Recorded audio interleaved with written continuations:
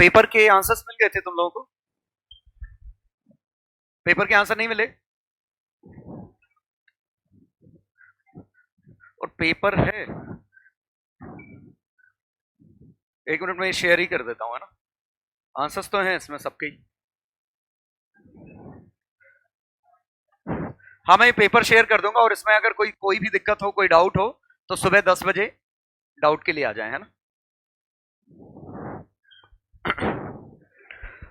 हाँ, अभी nuclear physics है, और अगर कंफर्टेबल हो तो न्यूक्लियर फिजिक्स की शीट ले जाके उधर लैब में बैठ के सॉल्व कर सकते हो, मैं डिस्कस कर दूंगा आके। और अगर रिवाइज करना है तो बैठो। शीट सबके पास है?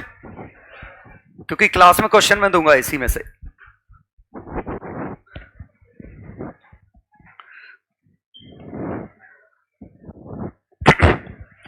चलो, तो पिछला हमने जो डिस्कशन देखा था, शीट निकालो, शुरुआत क्वेश्चन से ही करूंगा मैं। यही है न्यूक्लियर फिजिक्स की शीट। हाँ, पहले कुछ क्वेश्चन कर दो जो पिछली क्लास में हमने पढ़ा था उससे रिलेटेड। क्वेश्चन 29,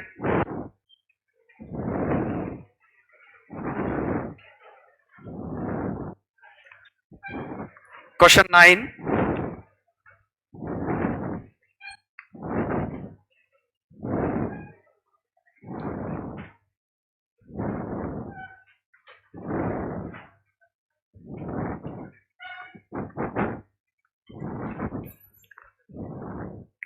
इलेवन,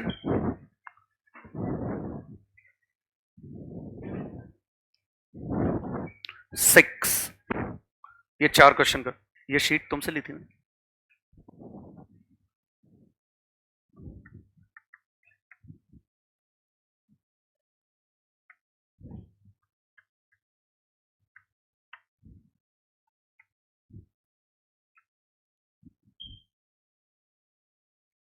चलो देखो, 29 के हो गया।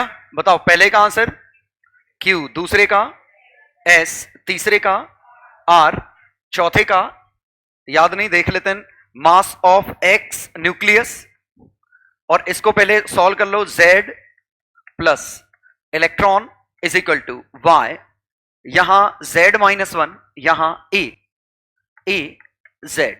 बाकी तो ये मासलेस पार्टिकल है, तो इनसे कोई फर्क नहीं पड़ रहा है, जो न्यूट्रिनो और गामा रेज निकल रही हैं। गामा रेज, ये एक्सरेज क्यों लिखा है इसमें? ये बताओ, इसमें एक्सरेज क्यों लिखा है? चौथे में हमने तो ये पढ़ा था कि गामा रेज और एक्सरेज में एक बड़ा अंतर है। गामा रेज न्यूक्लियर ओरिजिन है, जब न्यूक्लियर एनर्जी लेवल चेंज होता है तो गामा रेज निकलती हैं। एक्सरेज कब होता है? जब एटॉमिक ट्रांजिशन होता है। तो ये एक्सरेज कहां से आ गई है? तो न्यूक्लियर फिजिक्स है क्या? एक्साइटेड पार्टिकल डी एक्साइट, तो एक्साइटेड न्यूक्लियस जब डी एक्साइट होगा, ये तो एक्साइटेड न्यूक्लियस है ना जब डी एक्साइट होगा, तो गामा रेज निकलेंगी। एक्सरेज क्यों लिखी है? ये दरअसल एक स्पेशल प्रोसेस है, के कैप्चर। ये दरअसल के शेल इलेक्ट्रॉन, के शेल के इलेक्ट्रॉन को इसने किडनैप कर लिया है। तो ये ऐसा है, ये न्यूक्लियस था, ये के शेल में 2 इलेक्ट्रॉन थे, और इसने इनमें से एक इलेक्ट्रॉन को अपने अंदर कैप्चर कर लिया, तो यहां जगह खाली हो गई। और याद करिए, अगर एक्स रेज में इनर शेल इलेक्ट्रॉन में जगह खाली हो गई, तो अब यहां से आएगा के अल्फा, अगर यहां भरने आता तो के बीटा, के गामा, एक्सेट्रा। ये बात समझ में आई कि दरअसल के कैप्चर में एक्सरेज कहां से निकली? क्योंकि यहां एटॉमिक इलेक्ट्रॉन इन्वॉल्व हुआ है, तो ये एटॉमिक इलेक्ट्रॉन यहां आया, जगह खाली हो गई, के शेल में वैकेंसी आ गई, तो भरने के लिए के अल्फा, के बीटा, एक्सेट्रा। तो एक्सरेज इसलिए लिखी थी। हालांकि हमें क्वेश्चन पे फर्क नहीं पड़ता, लेकिन इंटरेस्टिंग था ये। चलो, अब इसकी क्यू वैल्यू लिखते, तो mass of x Z A, लेकिन एटॉमिक मास चाहिए, यहां न्यूक्लियर मास चाहिए, एटॉमिक मास गिवन होता है। तो इस एटम में से Z mass of electron minus कर दो, plus mass of electron minus इस वाले में से मास वाई एटम, इसमें से Z-1 mass of electron minus कर दो। बाकी किसी के पास रेस्ट मास नहीं है, इसीलिए वो मास में काउंट नहीं होगा। तो अब देखें, Z mass of electron minus है और ये प्लस है, ये कट गया, लेकिन एक mass of electron minus minus minus, एक माइनस का एरर आ गया, X Z minus mass Y और माइनस मास ऑफ इलेक्ट्रॉन, ये आया इनटू सी स्क्वायर, ये क्यू वैल्यू आई। क्या था आंसर है ये ऐसा कि प्लस लगा है उसमें? माइनस ही लगा ना, सही है। तो अगले का आंसर आ गया आगरा। ठीक है, चलो अब आ गए हम क्वेश्चन नंबर 11 के आसपास था कोई? क्वेश्चन नंबर 11 फिर इंटरेस्टिंग क्वेश्चन। तो इसमें न्यूट्रॉन प्रोटॉन और इलेक्ट्रॉन में टूट गया, ऑब्वियसली कुछ और आया होगा, एक एंटी न्यूट्रिनो और एक प्रोटॉन न्यूट्रॉन और पॉजिट्रॉन में टूटा, एक एंटी या एक न्यूट्रॉन बनेगा न्यूट्रिनो। ये दो रिएक्शन लिखी हैं, लेकिन एक बात याद करें कि प्रोटॉन और इलेक्ट्रॉन का मिला के भी मास न्यूट्रॉन से कम होता है। तो दरअसल इस प्रोसेस का डेल्टा एम पॉजिटिव है, लेकिन इसका डेल्टा एम नेगेटिव है। इसमें रिएक्टेंट का मास ज्यादा है, तो इन दोनों का मास मिला भी लो तो भी न्यूट्रॉन भारी है। तो इसकी क्यू वैल्यू पॉजिटिव है, इसकी क्यू वैल्यू नेगेटिव है, मतलब ये free neutron can decay to proton and electron. और दरअसल ये कुछ 10 मिनट की हाफ लाइफ होती है इसकी, एग्जैक्ट मुझे याद नहीं 10 मिनट 12 मिनट कितना है, लेकिन फ्री न्यूट्रॉन एक अनस्टेबल पार्टिकल है, समझ गया ना? तो फ्री न्यूट्रॉन एग्जिस्ट करता है, लेकिन 10 मिनट की हाफ लाइफ पे डिके होकर प्रोटॉन इलेक्ट्रॉन में टूट जाता है। फ्री प्रोटॉन एक स्टेबल पार्टिकल है। क्या ये समझ में आया ये पॉइंट में क्या बोल रहा हूं?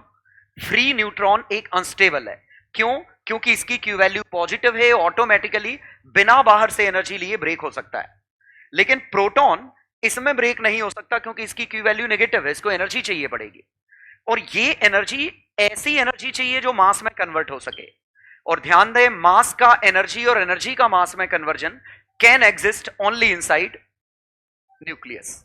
खासकर ये प्रोटॉन न्यूट्रॉन का कन्वर्जन है, ये न्यूक्लियस के अंदर होता है, and it is govern by weak forces. 4 तरह के फोर्सेस थे, 4 तरह के फोर्सेस थे। न्यूक्लियस के अंदर ही 2 तरह के होते हैं, एक न्यूक्लियर फोर्स, एक weak force. Nuclear force is something that binds the nucleons together, और वीक फोर्स क्या है?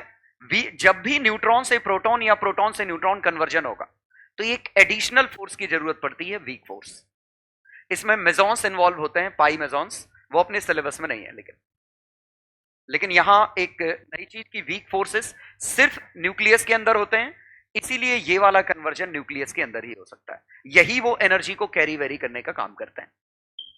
लेकिन यहां बिना वीक फोर्सेस के, ऑब्वियसली वीक फोर्सेस यहां भी इन्वॉल्व होने चाहिए, लेकिन यहां एनर्जी अपने आप में ही ज्यादा है, तो उस एनर्जी को ट्रांसफर करने की जरूरत नहीं है। ठीक है, तो inside nucleus both can happen, क्योंकि न्यूक्लियस के अंदर मास है जो एनर्जी में कन्वर्ट हो सकता है, या एनर्जी जो है जो मास में कन्वर्ट हो सकती है। तो यहां न्यूक्लियर एनर्जी मास में कन्वर्ट हो गई होगी और काम बन गया होगा अपना। क्लियर? तो ध्यान दीजिएगा, ये दोनों प्रोसेस इंटरेस्टिंग थी। ठीक है, अब हम आ गए कौन से क्वेश्चन पे? क्वेश्चन नंबर 9, आंसर बोलो। बॉम्बे, रफली बॉम्बे है शायद, है ना? हाँ, पॉइंट में कुछ आएगा ना, 0.5 वगैरह, है ना? हाँ, एक और था ये टेम्परेचर वाला, क्वेश्चन नंबर 6 हो गया, देखते हैं। हाँ, फिर से बहुत ही बढ़िया क्वेश्चन लग रहा है ये मुझे। क्वेश्चन नंबर 6 में 1H2 1H3 से 2,4He प्लस न्यूट्रॉन। ठीक है, अब इस क्वेश्चन में अगर ध्यान दें तो मासेस वासेस तो हमें दिए ही नहीं है, मासेस दिए ही नहीं है, मतलब ये क्यू वैल्यू का तो क्वेश्चन है नहीं। ये एक्सपेक्ट नहीं किया जाएगा कि आपको कोई भी मास याद हो, आपको कोई भी याद नहीं रखना है, न्यूट्रॉन प्रोटॉन इलेक्ट्रॉन किसी का भी। इसका मतलब डेटा गिवन नहीं है, तो क्वेश्चन इस चीज का नहीं है। अब मुद्दा ये है कि ये 2 न्यूक्लियस आए और फ्यूज होके ये न्यूक्लियस बन गया। तो जब 2 न्यूक्लियस एक दूसरे के पास आए होंगे तो क्या होगा? न्यूक्लियर अट्रैक्शन या रिपल्शन? रिपल्शन, बड़ा डिस्टेंस है, न्यूक्लियर फोर्स का कोई रोल नहीं है, सिर्फ कूलम्बिक रिपल्शन का रोल है। तो ये दो न्यूक्लियस पास में आ रहे हैं, ये एटम्स नहीं है, न्यूक्लियस है। ये दो न्यूक्लियस जब पास में आएंगे तो इनके प्रोटॉन एक दूसरे को रिपेल करेंगे, और प्रोटॉन रिपेल करेंगे तो उस रिपल्शन के अगेंस्ट हमें काइनेटिक एनर्जी चाहिए पड़ेगी। एक बार आपने उनको इतने डिस्टेंस पे ले आए कि वो फ्यू फर्मी हो गया, तब न्यूक्लियर फोर्स संभाल लेगा। आपको फ्यू फर्मी तक ले जाना है, फिर न्यूक्लियर फोर्स कहेगा अब तो मैं ओवरकम कर जाऊंगा, अब तो मैं इनको चिपका ही दूंगा। बात समझ में आई? इसका मतलब ये दो पॉजिटिव चार्जेस को आपको पास में लाना है। पास में लाना है मतलब इस डिस्टेंस कितना वर्क करना पड़ेगा, के क्यू क्यू बाय आर, इतने की काइनेटिक एनर्जी तो आपको चाहिए। और ये काइनेटिक एनर्जी किस फॉर्म में आएगी? टेम्परेचर, और टेम्परेचर में मतलब 3/2 kT, और चूंकि दोनों के पास है तो ट्वाइस। आ गया समझ में? 3/2 kT मोनोएटॉमिक गैस की काइनेटिक एनर्जी ट्रांसलेशन। ये मोनोएटॉमिक की तरह बिहेव करेंगे। थर्मल एनर्जी हमेशा 3/2 kT लेना है, मोनोएटॉमिक की काउंट करेंगे इनटू 2, और ये इसमें कन्वर्ट हो गया। आ गया? अब बात उठी ये डिस्टेंस कितना लेंगे, तो डिस्टेंस वही होगा जो रफली प्रोटॉन का है, तो फ्यू फर्मी के आसपास ले लो, क्योंकि ऑर्डर ही पूछा गया होगा। तो ये फ्यू फर्मी के ऑर्डर का है, तो ये 10⁻15 के ऑर्डर का, 10⁻9 के ऑर्डर का, चार्जेस 1.6 इंटू 10⁻19 के ऑर्डर के, ये आ गया। और उधर भी ऑर्डर ही लिखना है तो नंबर मैटर करेगा नहीं, तो KT 1.9 इंटू 10⁻23 कितना है, बोल्ट्जमैन कांस्टेंट है ना, ठीक। आर, हाँ, तो R/Z रफली ऑर्डर लिख लेते हैं, 8.31 into 6.023 into 10⁻23 into temperature T। ठीक है, तो अब देख लो ऑर्डर कितना बना, 10⁻19, 9, 10⁻38, 10⁻15 is equal to 10⁻23 into temperature. तो सब कट गए, टेम्परेचर 10⁻9।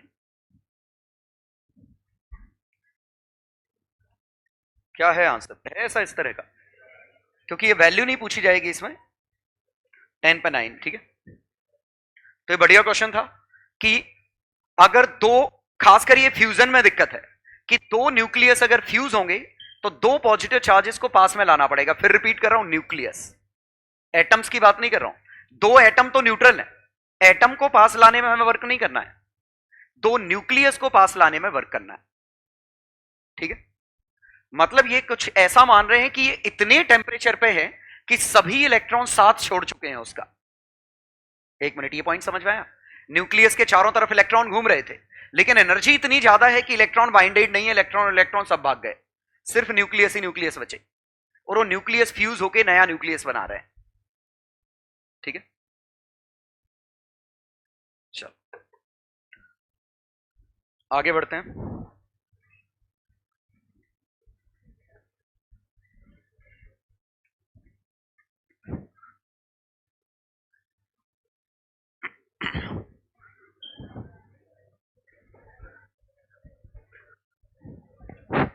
चलो, न्यूक्लियर डिके में dN/dt is equal to minus lambda n। ये फर्स्ट ऑर्डर डिके है, और n इक्वल टू n0e⁻⁻λT, और ये क्या है? Number of active nuclei at T। और dN/dt किसी भी टाइम पे निकालें, इसे हम एक्टिविटी कहते हैं, और ये क्या है? एक्टिविटी। तो दो टर्म यहां इंपॉर्टेंट है, एक नंबर ऑफ एक्टिव न्यूक्लियाई, ठीक है, और ये दूसरा टर्म क्या है कि एक्टिविटी क्या है? एक्टिविटी कहें या इसे रेट ऑफ रिएक्शन कहें, रेट ऑफ डिके कहें, और ये है dN/dt का नेगेटिव, एक्चुअली इसका मॉड, और ये क्या बनेगा? माइनस dN/dt, और ये क्या बनेगा? प्लस लैम्डा n, और प्लस लैम्डा n क्या है? Lambda n0e⁻⁻λT। This is activity. Unit क्या है इसकी?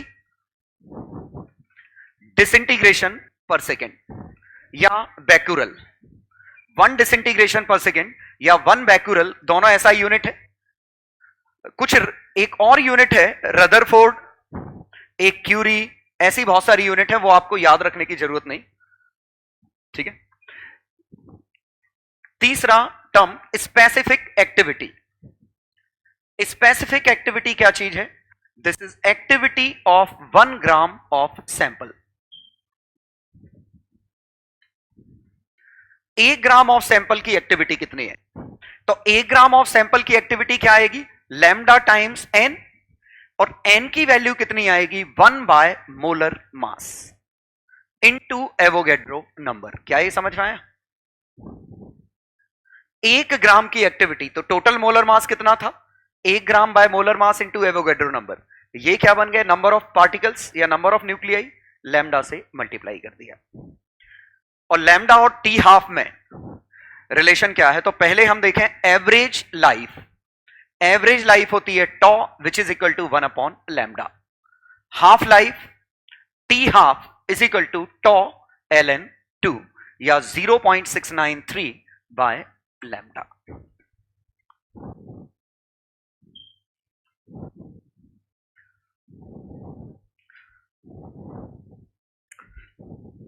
अगला पावर रिलीज एट टी।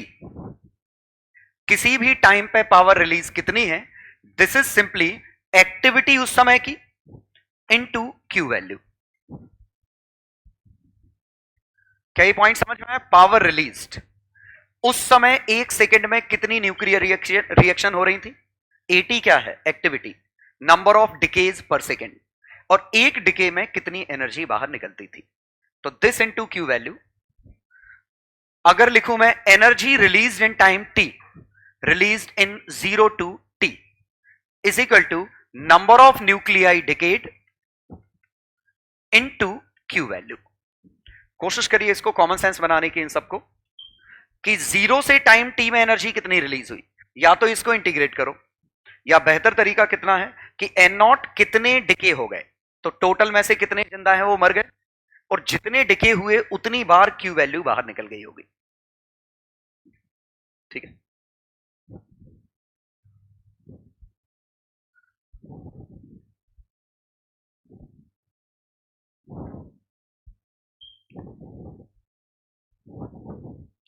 और लास्ट पॉइंट इसमें, probability of nucleus being decade,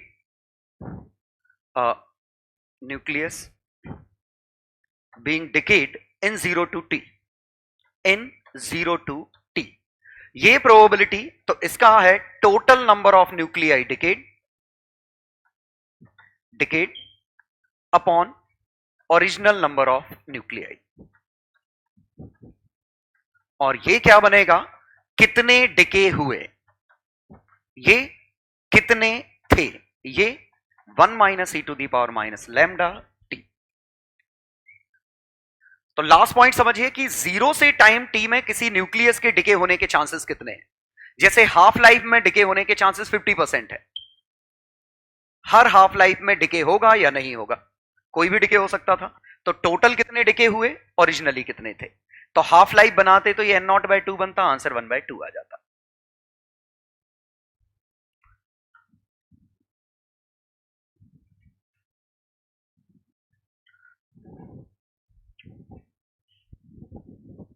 ये फॉर्मुलेज हैं इस टॉपिक के, बाकी सब क्वेश्चंस के थ्रू दिखेगा।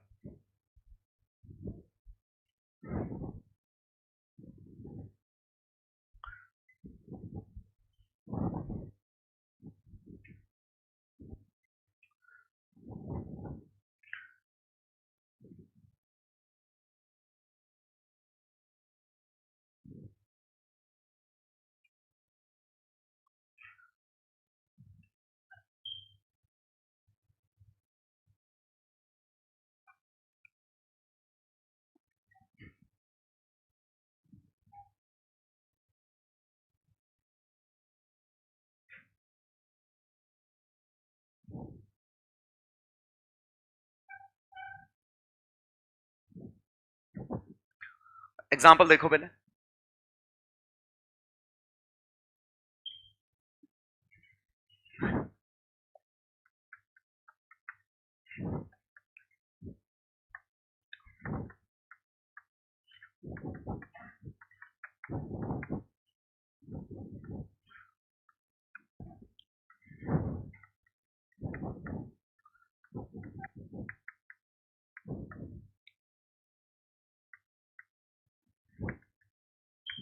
ये डेटा दिया है।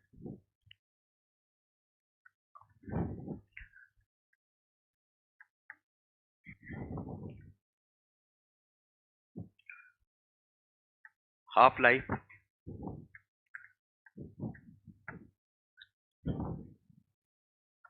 initially there was 20 gram of X.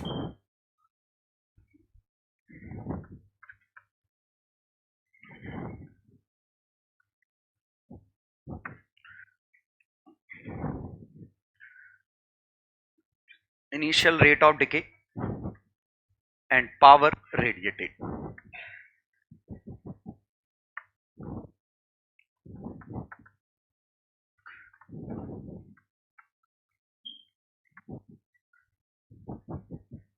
Power radiated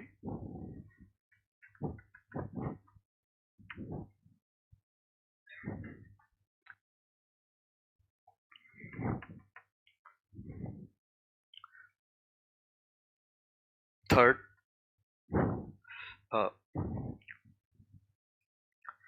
4 nuclei are randomly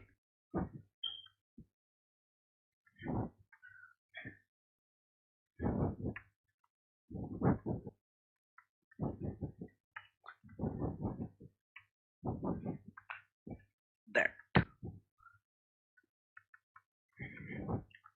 one decays in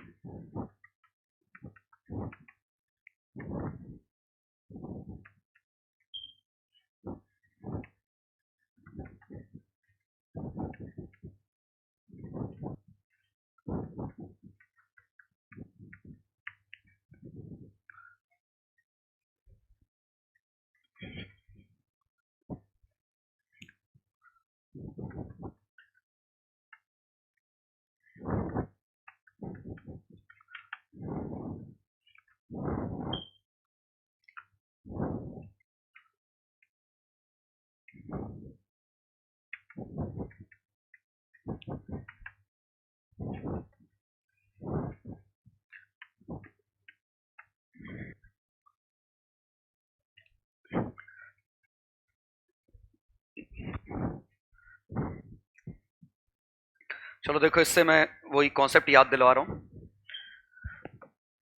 rate of decay या एक्टिविटी एक ही चीज है, आंसर डिसइंटीग्रेशन पर सेकेंड या बैक्यूरल में आएगा। पावर रेडिएटेड निकालना है तो रेट ऑफ डिके अगर मिल जाए तो 1 सेकेंड में कितनी रिएक्शंस हुई, एक रिएक्शन में कितनी एनर्जी निकली, मल्टीप्लाई कर दूं पावर आ जाएगी। चलो पहले क्यू वैल्यू ढूंढते हैं। तो क्यू वैल्यू रिएक्शन की, तो binding energy of product plus binding energy, ये माइनस बाइंडिंग एनर्जी ऑफ कौन सा एक्स। तो वाई की बाइंडिंग एनर्जी कितना बनेगा, 96 into 6.5 plus 4 into 5 minus 100 into 6। ये 96 माइनस 100, तो कौन सा रिएक्टेंट ज्यादा, 100 इंटू 6 सही है ना। हाँ, तो इसको 96 इंटू 6 कर दें तो 0.5 इंटू 96 माइनस 5 इंटू 4 और 6 2, ये बन गया। तो 96 का आधा 48 माइनस 10 38,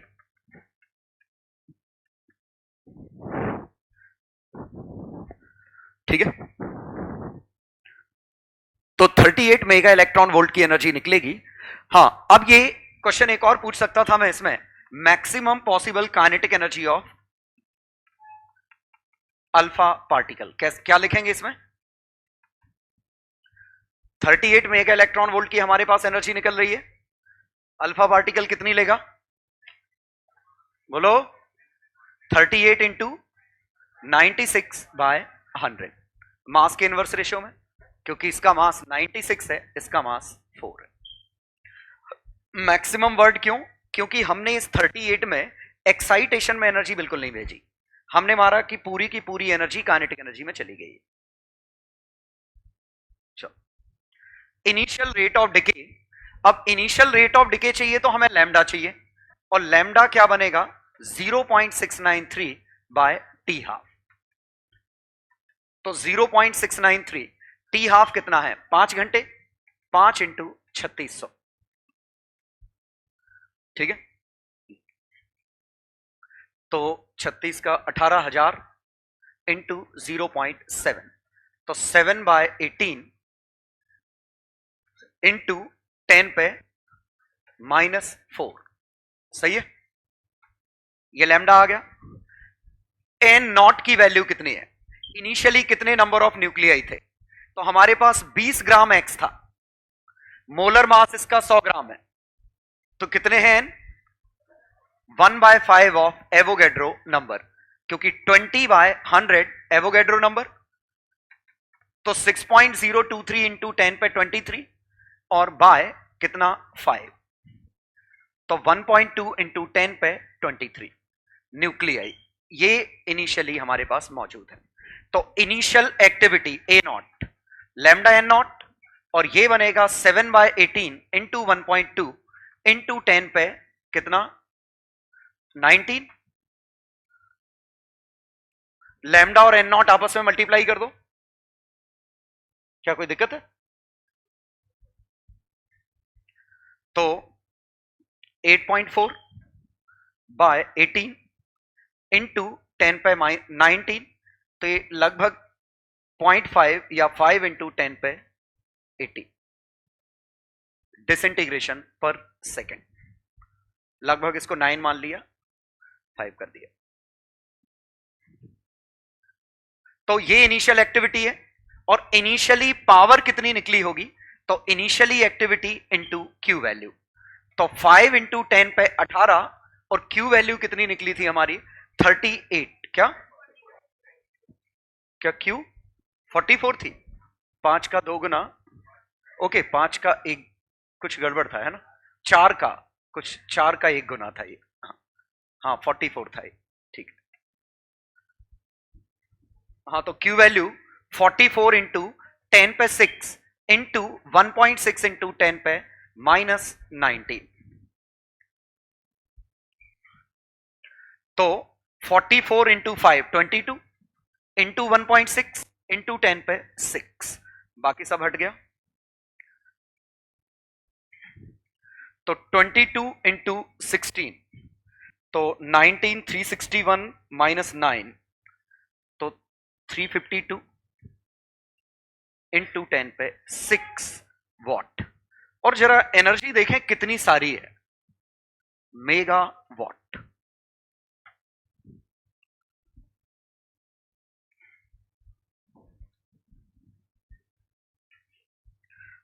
अब देखिए ये एक्सेप्शनली लार्ज एनर्जी आने की वजह, मतलब मेगावाट, मेगावाट बहुत ज्यादा एनर्जी होती है, तो इतनी ज्यादा एनर्जी होने की वजह, क्योंकि दरअसल इसका टाइम कांस्टेंट बहुत कम आया है, 5 घंटे में कोई चीज डिके हो जाए मतलब ये हाईली रेडियो एक्टिव है, मतलब इतना ज्यादा रेडियो एक्टिव का 20 ग्राम कितनी सारी एनर्जी सप्लाई कर सकता है, ये टाउन की डिमांड के बराबर है ये एनर्जी, ठीक है। तो मेन वजह यही है कि इसकी एक्टिविटी बहुत हाई थी, जनरली एक्टिविटी कई हजारों साल में होती है, ठीक है।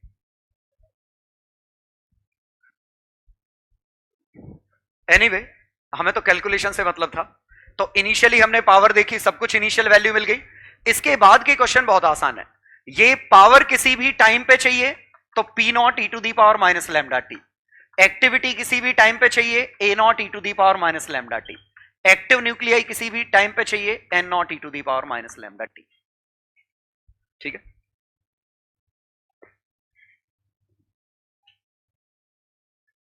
तो जैसे सेकंड क्वेश्चन में पूछा है 15 घंटे पे पावर कितनी मिलेगी, तो इनिशियल पावर पी नॉट है, 15 घंटे में 3 हाफ लाइफ, तो answer simply P naught by 2 Q, ठीक है। तो पी नॉट बाय 8, तो पहला भी निकल गया, दूसरा निकल गया। हाँ अब इस पे आते हैं, energy release in first 5 minutes, शुरू के 5 मिनट में कितनी एनर्जी रिलीज हुई होगी, इसके लिए एक्चुअली हमें पूरा सॉल्व करना नहीं पड़ेगा, क्योंकि ये जो 5 मिनट है ये 5 घंटे के मुकाबले बहुत कम टाइम है, कम टाइम है। बिल्कुल एक तरीका तो ये था कि हम इसको कैसे सॉल्व करते, हम इसको सॉल्व करते 5 मिनट में कितना निकला, N not minus N not E to the power minus lambda T into Q value. क्या ये समझ में आया? और लैम्डा टी को क्या लिखते, टी बाय टॉ, या लैम्डा टी छोड़ दो, लैम्डा टी, और अब इसको लिखते N not Q 1 minus E to the power minus lambda T. यहां तक ठीक है। अब अगर लैम्डा टी काफी छोटा है 1 से,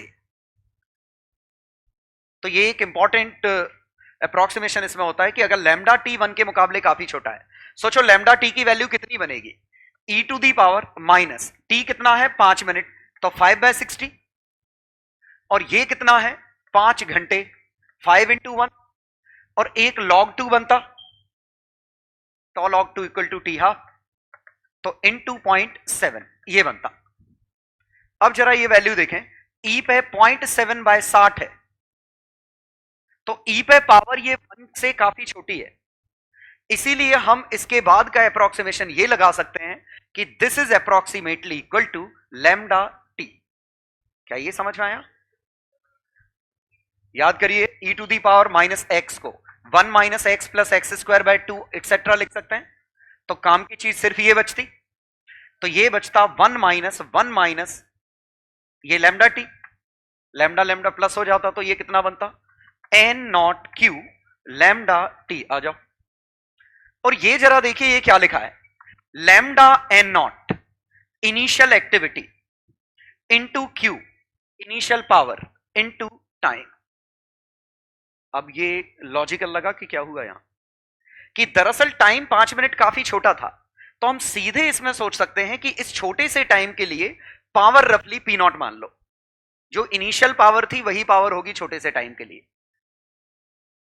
सोचो कोई चीज 5 घंटे में आधी होनी है, तो शुरू के 5 मिनट में रफली कांस्टेंट है, रफली कांस्टेंट है, तो शुरू के 5 मिनट के लिए पावर इंटू टाइम लगा सकते हैं। ठीक है, या फिर आप प्रॉपर करते तो भी अपने आप वही आंसर आता, लेकिन जो अगले क्वेश्चन में पूछा है 10 घंटे में, यहां ये लॉजिक काम नहीं करेगा। 10 घंटा बड़ा टाइम है, एक्चुअली 10 घंटे में नंबर ऑफ न्यूक्लियाई आधे, सॉरी 1/4 हो गए हैं, तो कोई बात नहीं, इसमें हम ऐसा नहीं करेंगे। तो टोटल न्यूक्लियाई कितने डिके हो गए, 3n/4, n नॉट थे, 1/4 बचे, 3/4 डिके हो गए इनटू क्यू। आ गया? अब ये वैल्यू छापोगे आंसर मिल जाएगा।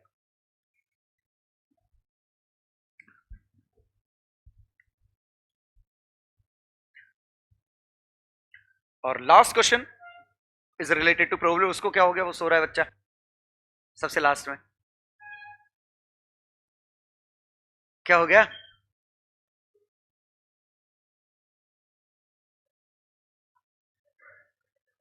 चलो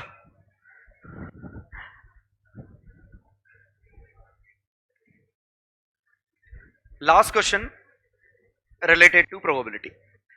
हाँ, तो 1 मिनट हमेशा ध्यान रखिए, और जेई में ये अप्रोक्सीमेशन देखिए, मैक्सिमम क्वेश्चन में 3 चीजें बार बार यूज होती है। मैंने कल ही एनालाइज किया कि आईआईटी के पेपर में 50% क्वेश्चंस में फिजिक्स में या तो डेरिवेटिव भरा होता है, या इंटीग्रल होता है, या अप्रोक्सीमेशन होता है। इन 3 में से एक ना एक चीज मिलती ही है, इतनी ज्यादा फ्रीक्वेंसी है इनकी ये पूछने की। तो मतलब उसमें मैथ्स बहुत यूज करते हैं, और मैथ्स में लेकिन कॉमन है, या तो वो रेट वेट की बात चल रही होगी, डेरिवेटिव करेंगे, उससे ज्यादा वो पूछते हैं जो स्मॉल चेंजेस आते हैं, या तो वो एरर से रिलेटेड चेंज होगा, एरर वाला, या फिर एक क्वांटिटी क्यू है, उस क्यू में थोड़ा सा चेंज किया, दूसरी क्वांटिटी क्यू डैश में कुछ चेंज पूछा है। ठीक है, या फिर ये बायनोमियल अप्रोक्सीमेशन। और बायनोमियल में इन जनरल 2 ही है, या तो ये अप्रोक्सीमेशन है, या ई टू दी पावर एक्स वाला, या लॉग एक्स वाला, log 1 प्लस एक्स वाला, ये वाले। ठीक है, तो सीरीज आपको पता है, उनसे हम रिप्लेस कर सकते हैं। चलो लास्ट क्वेश्चन इंटरेस्टिंग क्वेश्चन है, और ये प्योर प्रोबेबिलिटी का क्वेश्चन है कहा जाए तो। इसमें बस ये कॉन्सेप्ट यूज होना है कि अगर ये हमारे बहुत सारे न्यूक्लियाई एक डब्बे में रखे होते, इनका टी हाफ मान लो 2 घंटा है, तो 2 घंटे में आधे न्यूक्लियस डिके हो जाएंगे, लेकिन आधे कौन से हमें ये नहीं पता। तो ये ठीक वही है कि हमने ढेर सारे सिक्के उछाले, आधे पे हेड आया, किन पे नहीं पता। वैसे ही ये एक इंटरनल न्यूक्लियर डिके एक तरीके से क्वांटम फिजिक्स है, जहां उसके पास ऑप्शन है मैं डिके होऊंगा या नहीं होऊंगा, लेकिन उनमें से कौन सा चुनेगा नोबडी नोज। इसीलिए हर 2 घंटे में किसी भी पार्टिकल के डिके होने के चांसेस आधे हैं। ठीक है, तो अब हमने क्या किया कि इनमें से ये 4 न्यूक्लियस पकड़ लिए। अब हमें ये देखना है कि ये 4 न्यूक्लियस डिके होंगे या नहीं होंगे, जो भी है। तो exactly 1 decays in first 5 hours.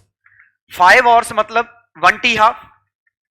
एक टी हाफ में एन नॉट थे, एन नॉट बाय 2 बचे, आधे डिके हो गए। और आधे डिके हो गए तो हर उसके डिके होने के चांसेस 1/2 हैं। तो इन 4 में से सभी के चांसेस 1/2 हैं, लेकिन प्रोबेबिलिटी की एक पर्टिकुलर डिके करेगा। तो 4C1, और इस पे 1/2 पे 1, और बचे हुए पे 1 - 1/2 पे 3। आ गया समझ में?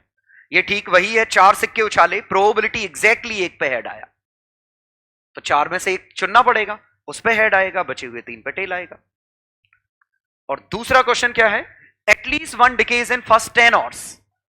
अब 10 घंटे में ये 2 टी हाफ के बराबर है, तो यहां n0/4 बचेगा, ये एक्टिव है। इसका मतलब 3n/4 ये डेड है। इसका मतलब इस टाइम में किसी भी न्यूक्लियस के डेड होने के चांसेस 3/4 है, जिंदा रहने के 1/4 है। तो अब क्वेश्चन क्या है, एटलीस्ट 1 डिकेज, तो टोटल माइनस नो 1 डिकेज, तो टोटल माइनस नन डिकेज। 4 में से चारों डिके नहीं हुए, तो किस कैटेगरी में है, एक्टिव। आ गया समझ में?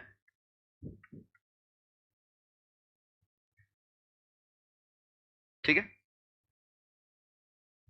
तो और सहूलियत के लिए एक और बोल दो, exactly 2 decay in first 10 hours. तो बताओ आंसर इसका, एग्जैक्टली 2 डिके होंगे। 4C2 1/2 पे, सॉरी 3/4 पे 2, 1/4 पे 2। ठीक है, और एग्जैक्टली 3 डिके होते तो 4C3 किस पे आता, 3 किस पे 1, 3 और इस पे 1, जिंदा रहने के चांसेस ये हैं, डिके होने के चांसेस ये है। तो ये बाइनोमियल डिस्ट्रीब्यूशन है। वो शीट देना क्वेश्चन।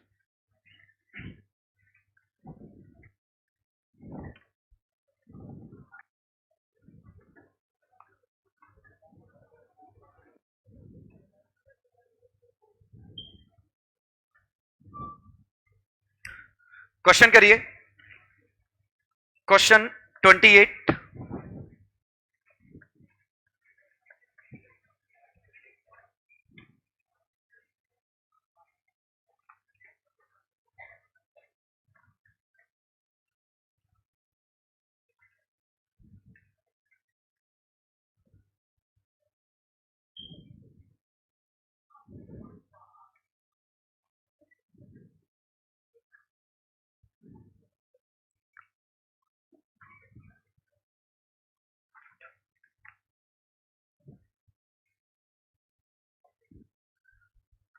ट्वेंटी 26 ये 3 करो।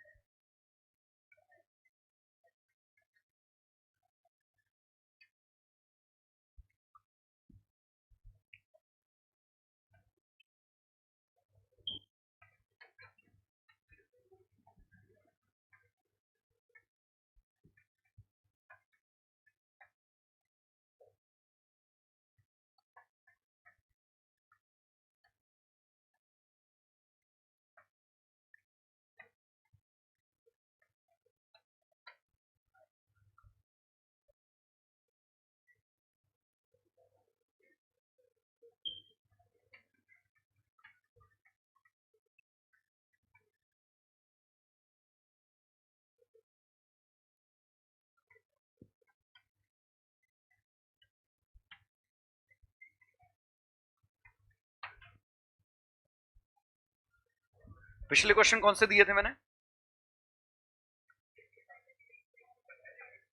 25-26। चलो 25 हो गया। 64 टाइम्स है, इसका मतलब 6 बार हाफ लाइफ चाहिए पड़ेगी। तो 6 हाफ लाइफ के बराबर 25 का आंसर 6 बार आधा करना पड़ेगा। अगला कौन सा था? 26। और उसके बाद चलो 28 आ गया। Power into time equal to energy,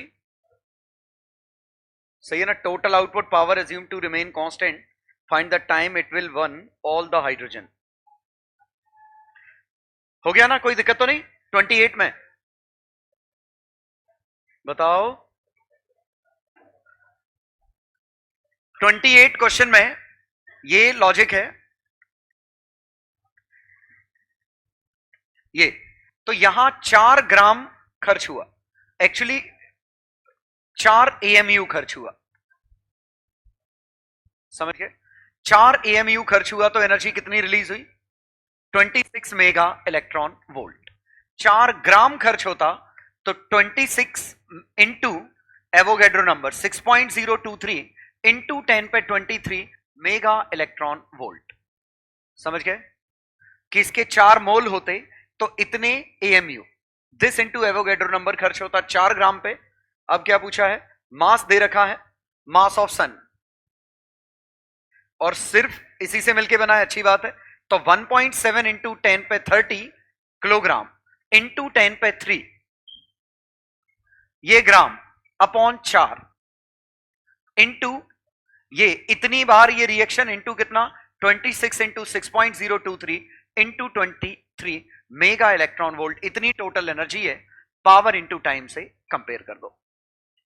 तो बड़ा सिंपल सा कॉन्सेप्ट कि 4 ग्राम इतनी एनर्जी पैदा करता है तो इतने ग्राम कितनी एनर्जी पैदा करेगा, और वो पावर इंटू टाइम से कंपेयर कर दो। एक और क्वेश्चन था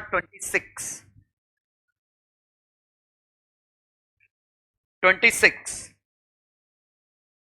Activity of amount was injected, it is known that it will get distributed uniformly. अभी मिटाना पड़ेगा इसके लिए। तो चलो ये क्वेश्चन करो, फिर उसका भी आंसर साथ में ही देता हूं।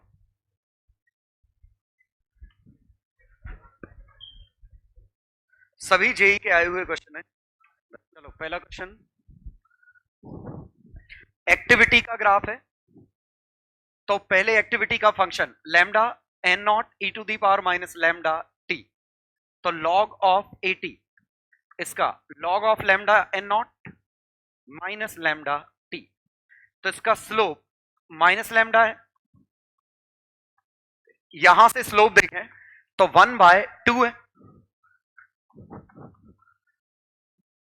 और यूनिट क्या है? 1, और ये तो डायमेंशन लेस है, लॉग है पर और। तो लैम्डा की वैल्यू -1/2, तो लैम्डा की वैल्यू आ गई 1/2 पर और। लैम्डा 1/टॉ होता है, तो टॉ की वैल्यू आ गई 2 और। तो टी हाफ की वैल्यू आ गई 2 इंटू 0.693। समझ गए? तो 1.386 ईयर्स। और क्या पूछा है वो? कितना टाइम है? 4.16, इसका लगभग 3 गुना है, 3 टी हाफ के करीबन। तो n will be equal to n0/8। ये 3 टी हाफ के करीबन लिखा है। ये तो देखना पड़ेगा कि ये 4.16 कितना लिखा था। ठीक है। क्वेश्चन 2, इनिशियली यूरेनियम अकेला था, पूरे n0 इसी के थे। अब फाइनली क्या हुआ कि ये यूरेनियम और लेड में 3:1 में बना, तो ये 3n/4 बना, ये n/4 बना। समझ में आया? इसका मतलब यूरेनियम डिके होके 3n/4 बचा। अब यूरेनियम का फंक्शन कितना था? n equal to n0 1/2 to the power T/5000, और ये कितना बचा? 3n/4 T/5000। तो T की वैल्यू 5000 log base 2 4/3, ये आंसर। n0 काट दो, दोनों तरफ log ले लो, T की वैल्यू मिल जाएगी। ठीक है। तो सिंपली इन दोनों का सम कांस्टेंट होगा, तो सम हमेशा n0 है, n0 को रेशियो में बांट दो, तो नंबर ऑफ यूरेनियम पहले कितने थे, अब कितने हैं, तो initial value final value compare कर दिया, आंसर निकल आया।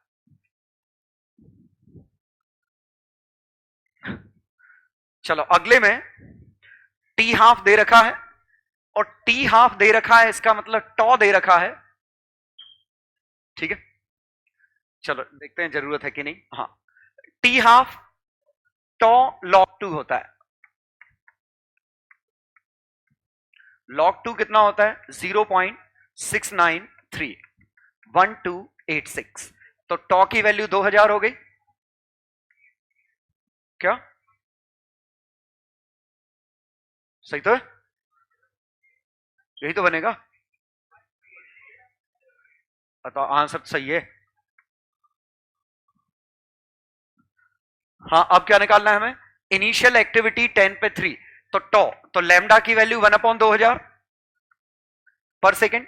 Activity A is equal to lambda N, initial लिखनी है, तो लैम्डा की वैल्यू 1/2000 इंटू एन नॉट, और इसकी वैल्यू कितनी दे रखी है, 1000, तो एन नॉट की वैल्यू 2 इंटू 10 पे 6।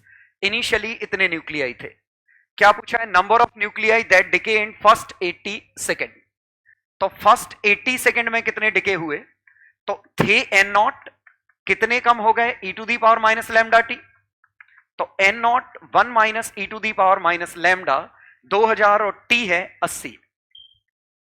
वंस अगेन ये वैल्यू छोटी है, तो हम एन नॉट इंटू 80/2000, इस लैम्डा को एज इट इज ऐसे छाप दें। एन नॉट कितना है, 2 इंटू 10 पे 6 इंटू 8/2 इंटू 10 पे 3, 8 इंटू 10 पे 3। क्या पूछा था, यही पूछा था, ठीक है। तो पहले हमने लैम्डा निकाला, लैम्डा से इनिशियल एक्टिविटी निकाली, एक्टिविटी से कंपेयर किया तो एन नॉट की वैल्यू मिल गई, क्या कितना, 80 है, 80 है, तो 80 कर लो, पावर 4 कर देंगे और क्या।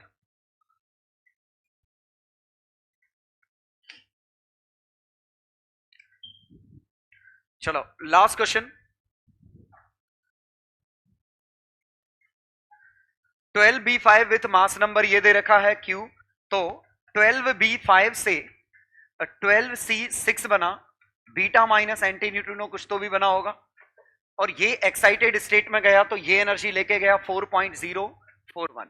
अब जो Q वैल्यू दिखाई देगी वो किस किस में दिखाई देगी, energy of beta, energy of anti neutrino, energy of excitation gamma rays की, इन तीनों में दिखाई देगा।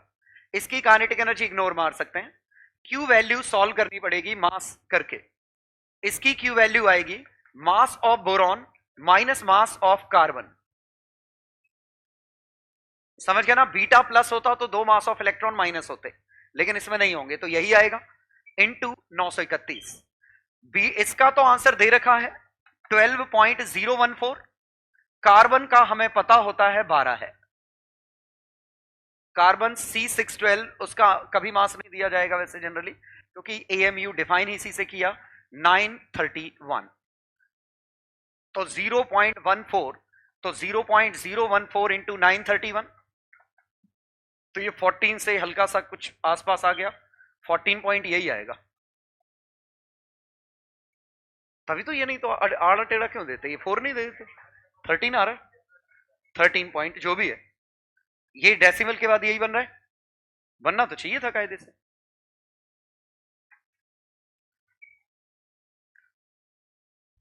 ये वैल्यू 931 दी थी कि नहीं दी, नहीं दी, पता नहीं, तो 0.931 इंटू 14,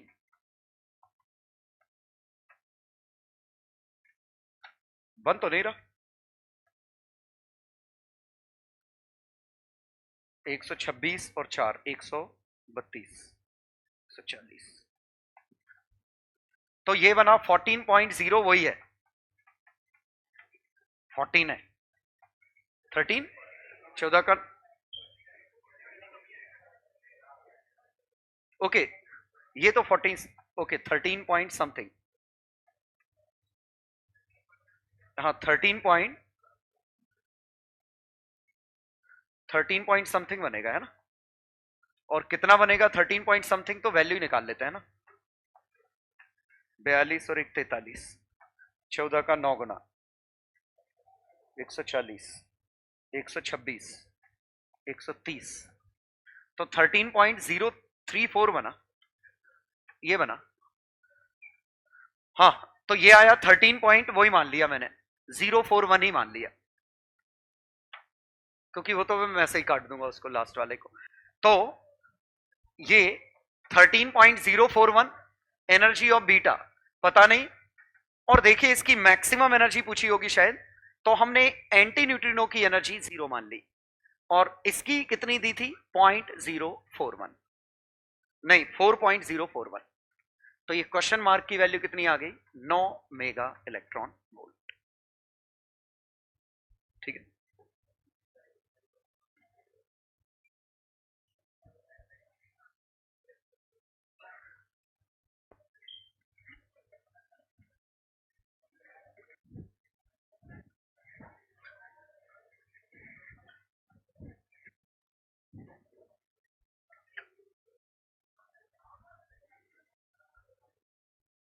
हाँ एक क्वेश्चन वो था ये आयोडीन वाला, iodine in a blood of a person, activity of amount, activity है 2.4 इंटू 10⁵, ये ए नॉट है, ये हमने पर्सन के अंदर इंसर्ट की, और ये कुछ देर बाद पूरी बॉडी में फैल गई, ये पूरे ब्लड में ये चली गई। इंजेक्ट जब किया था एक लोकल जगह पे था, कुछ देर बाद ये पूरे में फैल गया, तो ये पूरे में फैल गया, और टोटल वॉल्यूम कितना है इसका आफ्टर 11.5 आवर्स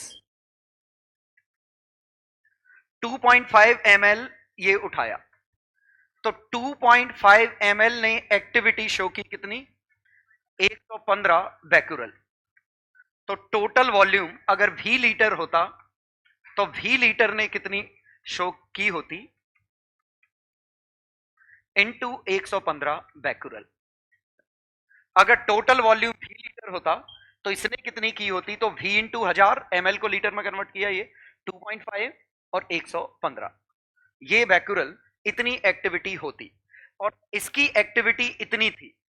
ये इससे कंपेयर करते अगर ये टाइम हाफ लाइफ के मुकाबले काफी छोटा होता, देखते हैं कितना छोटा है, हाफ लाइफ कितना है इसका 8 दिन, तो बहुत छोटा है, सीधे कंपेयर कर दो और क्या, क्योंकि इसके यहां जो फैक्टर है एक्टिविटी में ना के बराबर चेंज आएगा, क्योंकि 8 दिन इसकी हाफ लाइफ है, और ये आधा दिन है, आधा दिन है, इसीलिए बहुत बड़ा चेंज आने वाला नहीं है।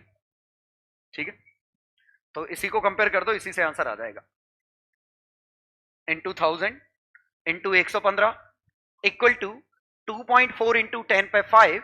दरअसल इस पे ई पे माइनस लैम्डा टी आता, लेकिन ये वाली वैल्यू काफी छोटी है, तो ये अप्रोक्सीमेटली हो गया 1, तो ये वाला सॉल्व कर लो, तो ये रफली वॉल्यूम निकल आया 5 लीटर ही आएगा, ह्यूमन ब्लड का वॉल्यूम 5 लीटर ही होता है।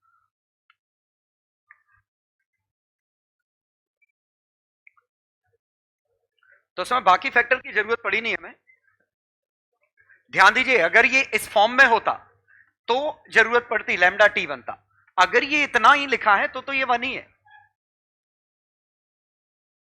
ये समझ में आया कब की बात कर रहा हूं, जब लैम्डा टी काफी छोटा है 1 से, 1 माइनस लिखा है तो ये बनेगा, और ये लिखा है तो इसे 1 ही लिखेंगे, क्योंकि दरअसल ये इतना बनेगा, और अप्रोक्सीमेटली 1।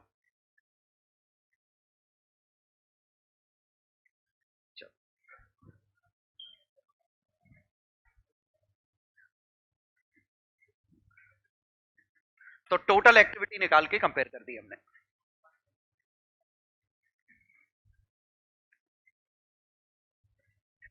चलो अब बाकी रिएक्शंस,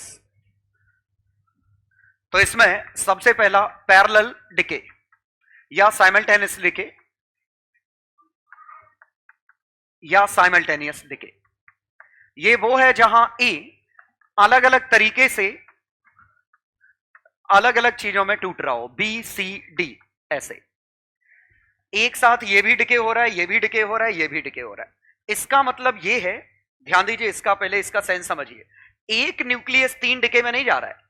जो टोटल न्यूक्लियस हैं उनके कुछ न्यूक्लियाई ये वाली रिएक्शन परफॉर्म कर रहे हैं, कुछ ये परफॉर्म कर रहे हैं, कुछ ये परफॉर्म कर रहे हैं।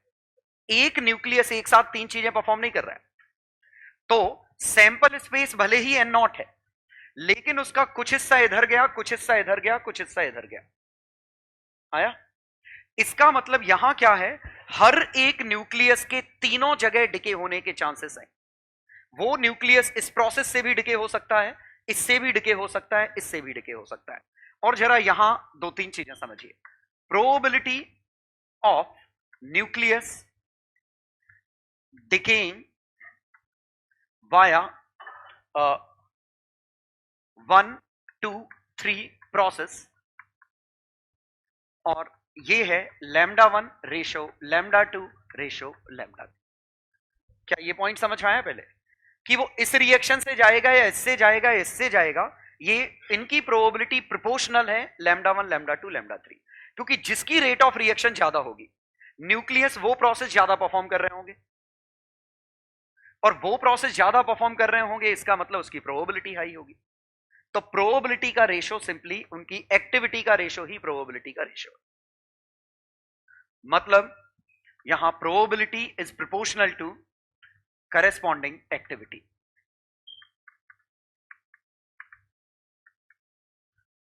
ठीक है, तो यहां लिख सकते हैं D N B by D T is equal to λ1 N A. D N B by D T ये λ2 एन ए, और D N C by D T is equal to λ3 N A. क्या ये समझ में आया? तो इसका तीनों की एक्टिविटी का रेशो ही लैम्डा का रेशो है। और एन ए की वैल्यू क्या है? तो D N A by D T is equal to -λ1 -λ2 N A -λ2 N A -λ3 N A. और ये क्या बन गया? Lambda equivalent. तो लैम्डा इनके डायरेक्ट जुड़ गए। तो मैं एन ए किसी भी समय लिख सकता हूं N not E to the power minus lambda equivalent T, ये लैम्डा इक्विवेलेंट है। और एन बी लिख सकता हूं λ1 by λ1 plus λ2 plus λ3 N not minus N not E to the power minus lambda equivalent T. क्या ये एक्सप्रेशन समझ में आया? कि ये 3 तरीके से डिके हो सकता था, तो तीनों एक्टिविटी डायरेक्ट ऐड हो गई। तो लैम्डा डायरेक्ट ऐड हो गया, ये लैम्डा इक्विवेलेंट आया। तो Na की वैल्यू तो इस डिफरेंशियल इक्वेशन को सॉल्व करके सीधे आ गई। अब Na कितने डिके हुए? वो 3 जगह कहीं भी जा सकते थे बी सी डी में, और किस रेशो में जाएंगे? λ1 रेशो λ2 रेशो λ3। ठीक है, तो ये पैरेलल डिके, ये वाला सबसे ज्यादा पूछा जाता है आईआईटी में, ये पैरेलल डिके वाला पार्ट। तो यहां 2 ही कॉन्सेप्ट हैं, एक तो लैम्डा इक्विवेलेंट का मीनिंग, और बाकी मैं किस रेशो में बांट दूंगा।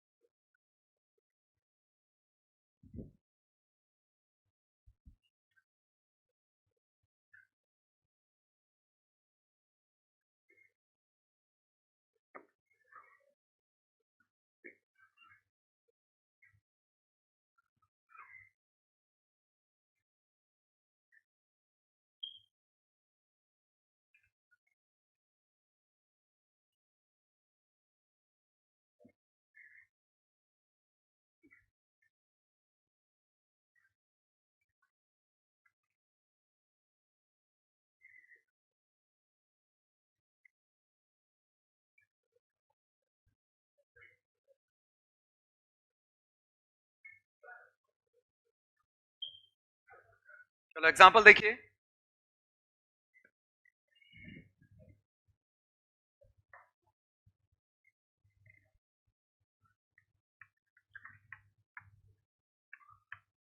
a sample of nuclei has effective half-life 6 hours and can decay via alpha or beta decay in with probability 20% and 80% respectively.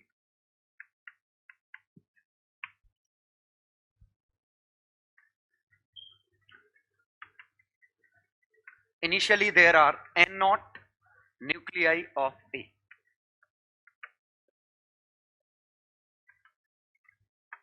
Find number of alpha and number of beta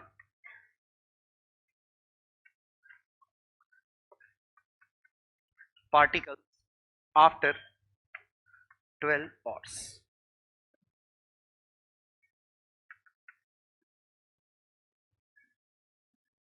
And not or beta or time when number of alpha particle is equal to number of A.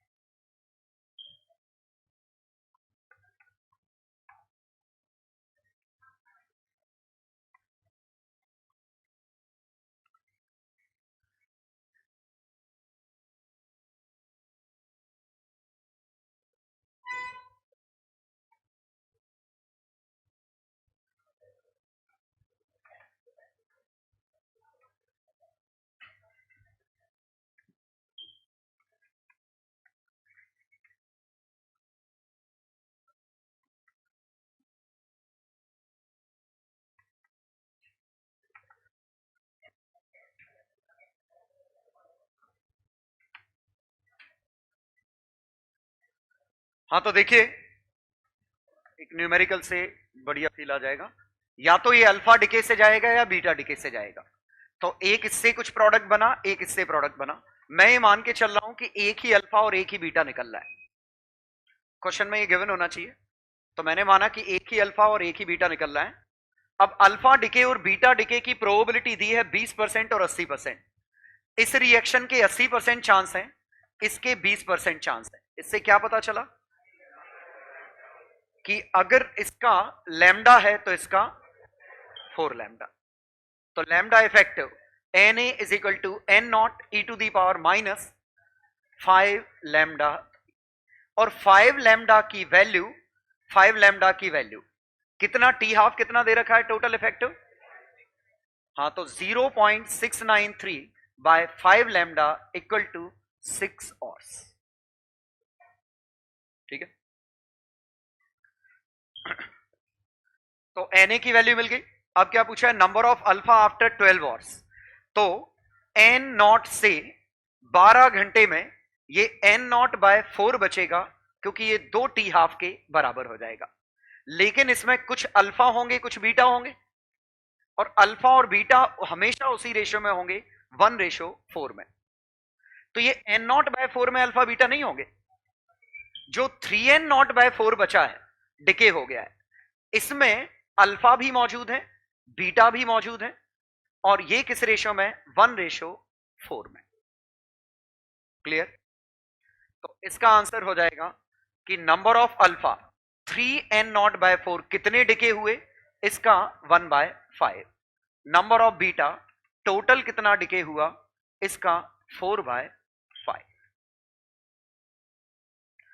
Time when number of alpha particle is equal to number of A. तो ये maths का question है। N A की value N not E to the power minus 5 lambda T, और number of alpha is equal to N not minus N not E to the power minus 5 lambda T into 1/5, और obviously number of beta is equal to N not E to the power minus 5 lambda T into 4/5।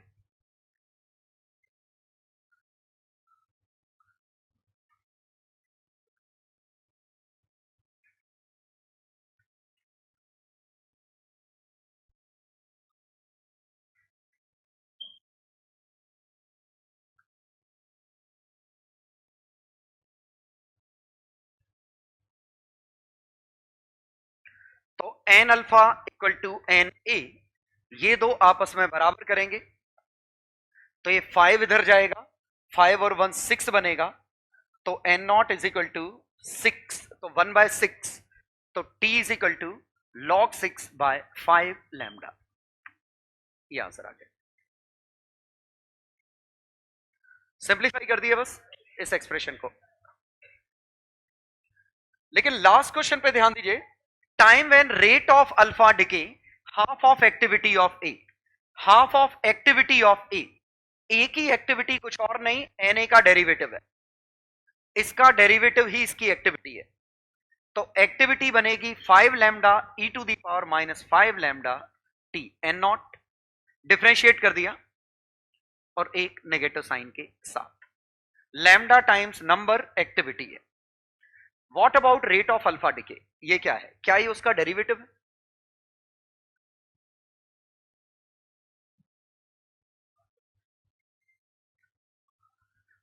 Rate of alpha decay, किस rate से alpha form हो रहा है? तो simple सी बात है, नंबर ऑफ अल्फा को डेरिवेटिव कर दो, या फिर टोटल जो एक्टिविटी है उसको 1:4 में बांट दो, तो अल्फा और बीटा की एक्टिविटी मिल जाएगी ना। इससे समझ में आ रहा है कि इसका आंसर नॉट पॉसिबल है, क्योंकि rate of alpha decay derivative करते तो ये बनता D N A by D T, किस रेट से डिके हुआ, इसका 1/5, और ये किसके बराबर करना है क्वेश्चन में, half times D N A by D T, which is not possible, क्योंकि सही बात है हर इंस्टेंट पे एक्टिविटी का रेशियो फिक्स हो गया है। क्यों? क्योंकि इसकी एक्टिविटी अगर ए है तो इसकी एक्टिविटी a बाय 5 है, इसकी एक्टिविटी 4a/5 है, क्योंकि जितने इसके डिके हो रहे हैं 1/5 इसमें जा रहे हैं, 4/5 यहां जा रहे हैं, इसीलिए ये क्वेश्चन मीनिंगलेस था लास्ट।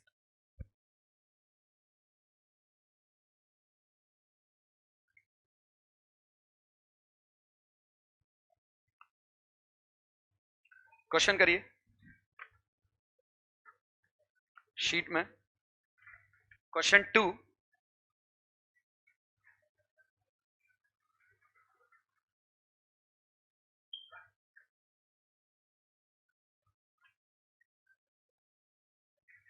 क्वेश्चन 10,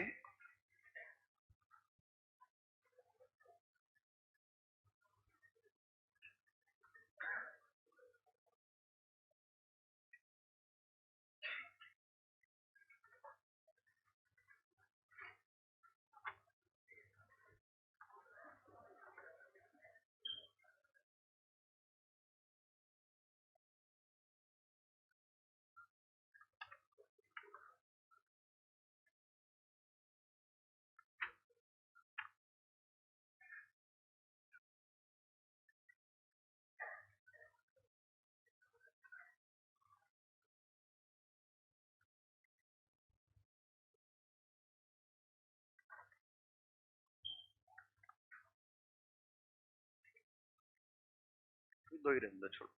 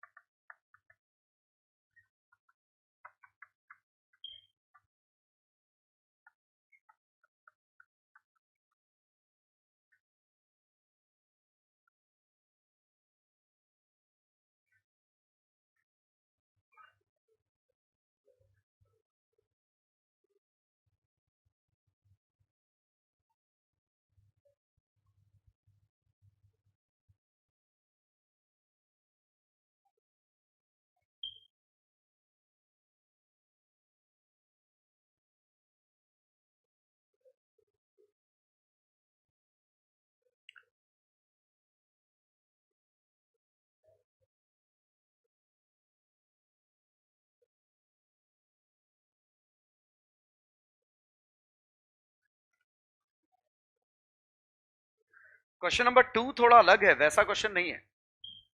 क्वेश्चन नंबर 2 में लैंग्वेज पढ़िए, ये पैरेलल डिके का नहीं है। 3 तरह के अलग अलग आइसोटोप है, N1 अलग डिके हो रहा है, N2 अलग, और टोटल नंबर यहां N1 plus N2 plus N3 है। तो ये जो हमने पैरेलल डिके पढ़ा उसमें एक ही न्यूक्लियस, एक ही टाइप का न्यूक्लियस अलग अलग रिएक्शन साइमल्टेनियसली परफॉर्म कर सकता है। इसमें जो अल्फा परफॉर्म कर सकता है वो बीटा नहीं करेगा, जो बीटा करेगा वो गामा नहीं करेगा, ये अलग है।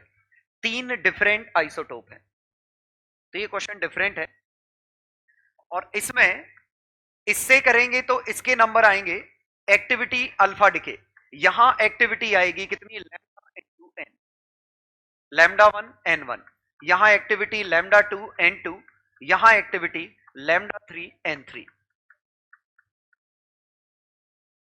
और चूंकि एक्टिविटी बराबर है तो लैम्डा क्या है, 1/τ1 N1, 1/τ2 N2, 1/τ3 N3। और इनिशियली तीनों की एक्टिविटी इक्वल थी, और एक्टिविटी इक्वल थी तो इसके नंबर ऑफ न्यूक्लियाई n होंगे, तो इसके 2n होंगे, इसके 4n होंगे। तो दरअसल n न्यूक्लियाई गामा डिके वाले हैं, 2n इसके हैं, 4n इसके हैं। तो ये अलग अलग इंडिपेंडेंट क्वेश्चन हो गए कि n गामा डिके कर रहा है जिसका t हाफ कितना है 1600, और ये 2n बीटा डिके कर रहा है जिसका t हाफ 800 है, और ये 4n अल्फा डिके कर रहा है जिसका t हाफ 400 है। ठीक है, तो ये था क्वेश्चन। अब इनिशियल एक्टिविटी बराबर है तो किसी भी समय एक्टिविटी लिखते तो इसका किसी भी समय नंबर e⁻ लैम्डा टी, ये किसी भी समय नंबर होता, इसका 2n e⁻t बाय 800 होगा, इसका 4n e⁻t बाय 400 होगा नंबर। ये किसी भी समय पे नंबर लिखा है, इसमें लैम्डा का मल्टीप्लाई कर दें, लैम्डा क्या है 1/t हाफ, 1/t हाफ, 1/। अब जाके ये एक्टिविटी किसी भी टाइम की लिखी है, तो देख लो t = 0 पे एक्टिविटी सबकी सेम है, होनी चाहिए। उल्टा हो गया क्या, t बाय 400, इसका डेरिवेटिव t बाय 400 ही तो कॉमन आता। इनिशियली इसके n थे, इसका t हाफ सबसे मैंने उल्टा लिख दिया क्या, ये उल्टा लिख दिया है ना, ये n था, ये 2n था, ये 4n था। अब ठीक है, अब ठीक है, ठीक है। तो देखिए जिसका टाइम ज्यादा लगेगा उसका लैम्डा कम होगा, तो इसका अगर लैम्डा लिखें तो इसका 2 लैम्डा है, इसका 4 लैम्डा है। तो इसी तरीके से इसका n लिखा तो इसका 2n हो गया, इसका 4n हो गया। तो ये हमें इनके नंबर मिल गए, तो किसी भी समय इनकी एक्टिविटी मिल गई। अब पूछा है प्रोबेबिलिटी, और अब वो थोड़ा मिसलीडिंग लिखा है। प्रोबेबिलिटी ऑफ अल्फा डिके का मतलब ये है कि अल्फा, बीटा और गामा तीनों हमें मिले, तो इसमें अल्फा डिके आपस में कंपेयर करना है, तो number of alpha plus number of beta plus number of gamma, ये करना है। तो इसकी एक्टिविटी ऑफ अल्फा किसी भी समय, activity of alpha, activity of beta, activity of gamma, ये था। तो कब t = 1600 सेकेंड पे, t = 1600, शायद ये 1/2 है और e की जगह है ना, हाफ लाइफ दी थी ना, रेशो ही चाहिए वैसे भी हमें, तो उससे ज्यादा फर्क पड़ नहीं रहा है। तो t की वैल्यू 1600 करें तो ये बनेगा 1/400 इंटू 1/2 पे 4, ये बनेगा 1/400 इंटू 1/2 पे 2, ये बनेगा 1/400 इंटू 1/2 पे 1। तो इनका रेशो बना 1/2 रेशो 1/4 रेशो 1/16। 16 से मल्टीप्लाई डिवाइड कर दें तो 8:4:1, यह है।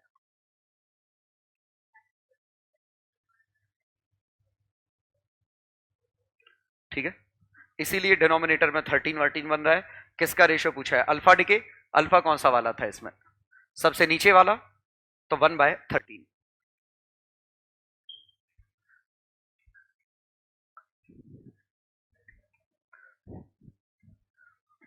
तो ये क्वेश्चन थोड़ा अलग था। क्वेश्चन में ऐसा था कि 3 तरह के सैंपल अलग अलग हैं, ये अल्फा कर रहा है, ये बीटा कर रहा है, ये गामा कर रहा है। इनिशियली एक्टिविटी इनकी आपस में बराबर है, लेकिन लैम्डा डिफरेंट थे तो इनके नंबर डिफरेंट है। तो इसकी एक्टिविटी किसी भी समय पे लिखते तो ये बनती a1 e to the power minus lambda 1t, इसकी activity a2 e to the power lambda 2 और a3 पे लैम्डा 3t। क्वेश्चन में एक्टिविटी आपस में बराबर दी गई थी, तो इनका रेशो ही किसी भी समय पे एक्टिविटी का रेशो है।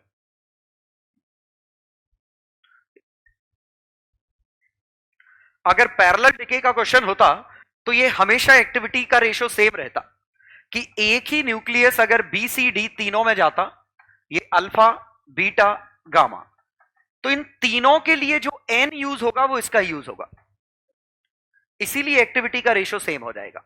अभी क्या हो रहा है, इसके लिए इसका एन यूज हो रहा है, इसके लिए इसका और इसके लिए इसका। ठीक है, अगला क्वेश्चन वो शायद आसान सा था। हाफ लाइफ दी है तो लैम्डा डायरेक्ट जुड़ेगा,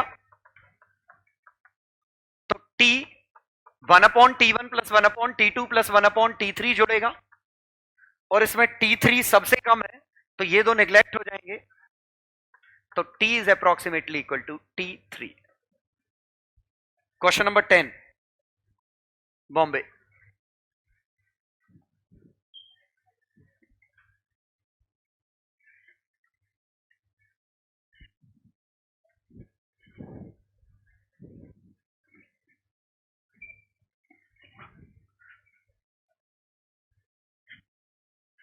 नेक्स्ट सक्सेसिव डिके, और सक्सेसिव डिके में कई बनाए जा सकते हैं।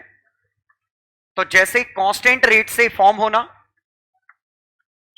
ए, और ए से बी लैम्डा से डिके हो रहा है, तो जीरोथ ऑर्डर से फॉर्म हो रहा है, फर्स्ट ऑर्डर से डिके हो रहा है।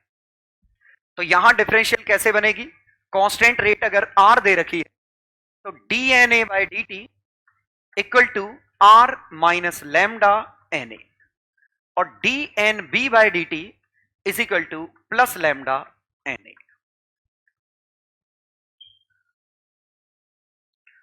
कोई दिक्कत तो नहीं।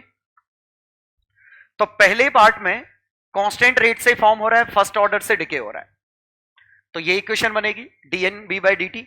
ऑब्वियसली ये सॉल्व नहीं कर सकते, लेकिन पहले का आंसर तो हमें पता है, इसका आंसर तो मैं लिख ही सकता हूं, terminal value R by lambda.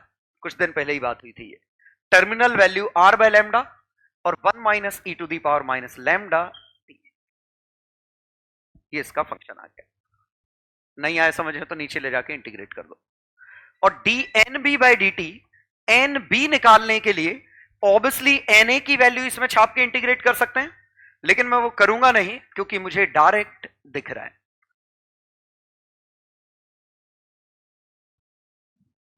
समझ में आया क्या किया? मैं ये मान रहा हूं कि इनिशियली इसके नंबर जीरो थे, इसके नंबर जीरो थे, ये मैं मान रहा हूं।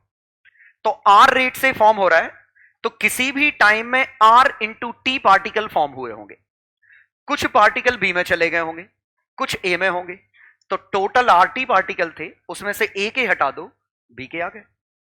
और जहां तक ग्राफ की बात करें तो ए का ग्राफ जीरो से चालू हो रहा है और आर बाय लैम्डा पे खत्म हो रहा है। सोचो एन ए, एन बी का graph R T minus N A, zero से चालू हो रहा है और ऐसे। और सही बात है, फाइनली क्या होगा, ए की वैल्यू तो कांस्टेंट हो जाएगी, लेकिन ये जो भी जिस कांस्टेंट रेट से फॉर्म हो रहा है वो पूरा बी में दिखाई देने लगेगा, तो बी तो हमेशा बढ़ता ही रहेगा।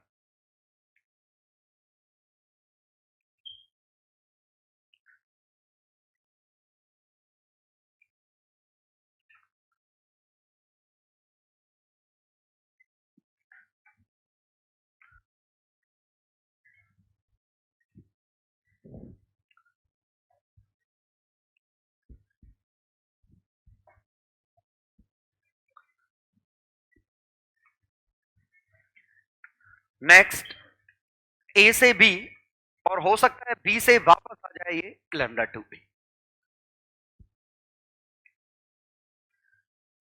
और t इक्वल टू 0 पे इसके n नॉट है, इसके 0 है।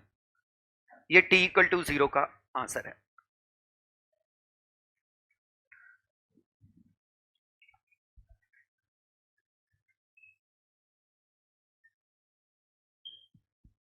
तो यहां बनेगा D N A by D T is equal to minus lambda N A, लेकिन plus lambda to N B. क्या ये दिखा? ये अगर लैम्डा वन एन ए के रेट से डिके होगा तो ये लैम्डा टू एन बी से फॉर्म भी तो होगा। और obviously D N B by D T की value lambda one N A minus lambda to N B. अब दिक्कत हुई कि दोनों डिफरेंशियल में ए और बी वेरिएबल है, क्या कर सकते हैं इसमें?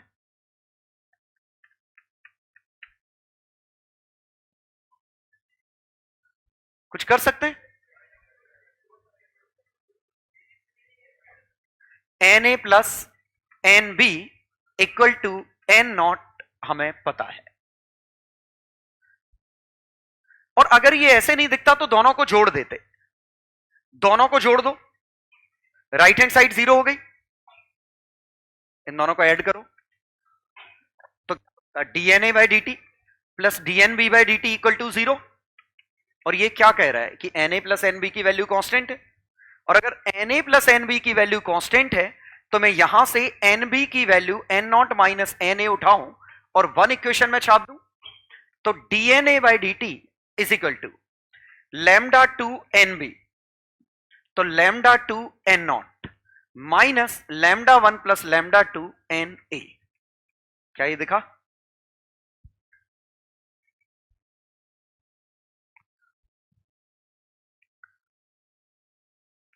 और अब इसका सॉल्यूशन फिर से दिख रहा है फर्स्ट ऑर्डर है, लेकिन इसमें एक बात ध्यान दीजिएगा कि एन ए का ग्राफ कैसा बनेगा टाइम टी के साथ।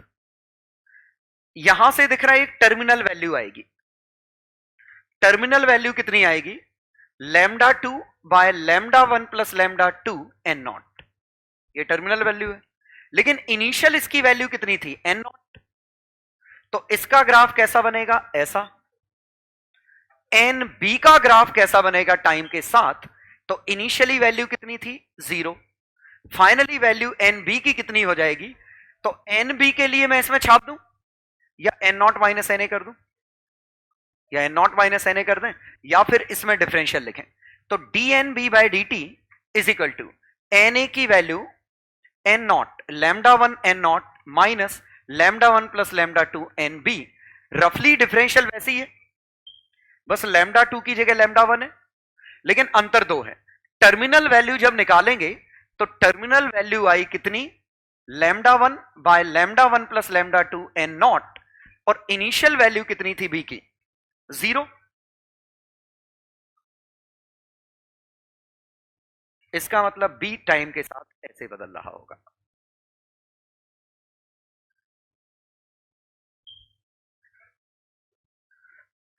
ओवरऑल इसको मैथ्स की तरह ट्रीट करिए कि दो इक्वेशन थी, सॉल्व करनी थी, तो जुगाड़ हमें मिली कि जोड़ दिया, कांस्टेंट मिला तो एक उठा के छाप दिया, डिफरेंशियल सॉल्व कर दी।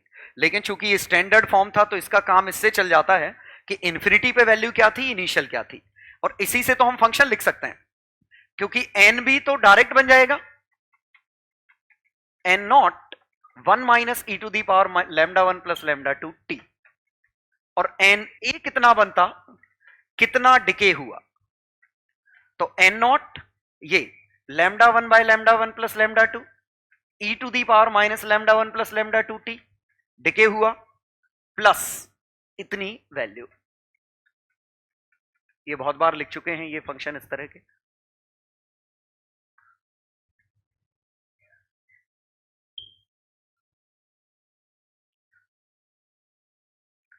मतलब तरीका है, डिफरेंशियल बनाइए, आंसर निकालिए।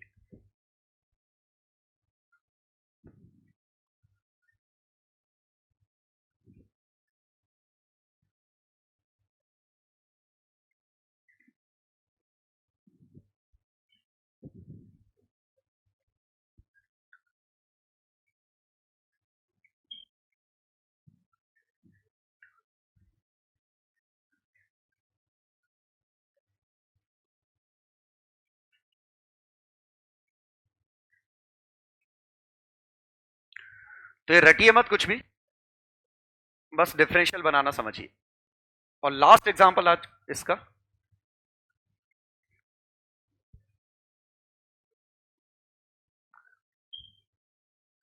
लास्ट एग्जांपल, एग्जांपल 3, ए से बी और बी से 2c, ये लैम्डा, ये लैम्डा। इनिशियली इसके पास n नॉट है, ये 0 है, ये 0 है।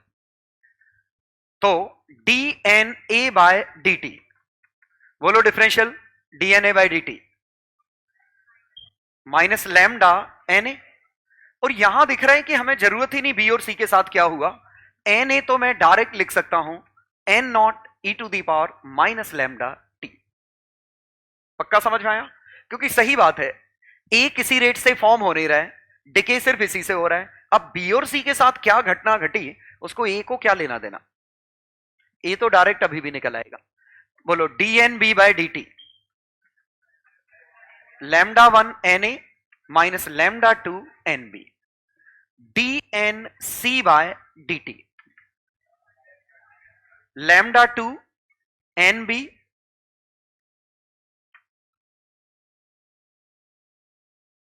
नहीं समझ में आया?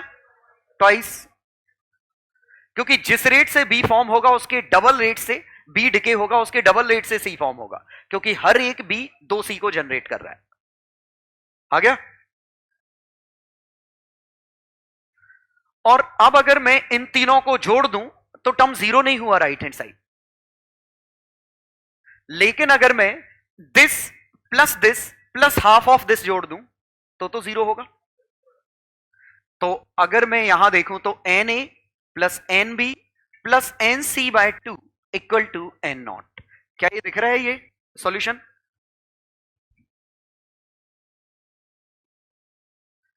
This plus half of this, इन तीनों को जोड़ो तो ये राइट हैंड साइड हो जाएगी 0, तो तीनों का सम कांस्टेंट।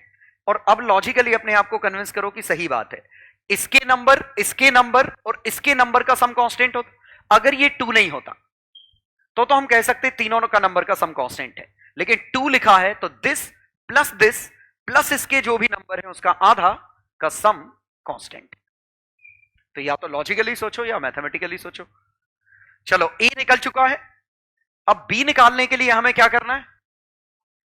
अच्छी बात है, लैम्डा 1 लैम्डा 2 सब लैम्डा ही है, तो ए की वैल्यू उठा के इसमें छाप दूं तो D N B by D T is equal to lambda N A minus lambda N B, और ये फर्स्ट ऑर्डर लिखा है, तो D N B by D T plus lambda N B is equal to lambda N not E to the power minus lambda T.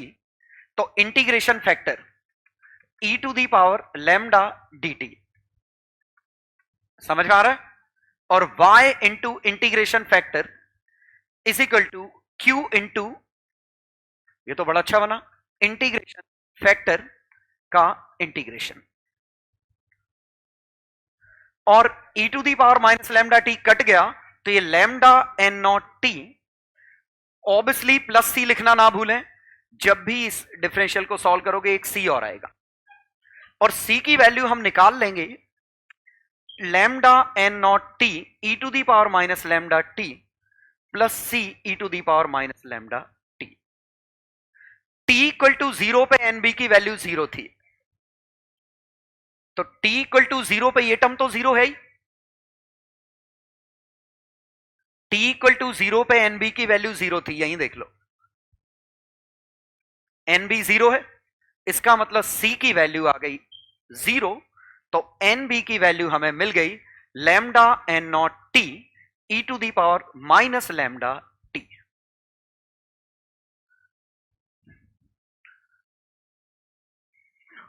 और अब हम इनके graph बना सकते हैं।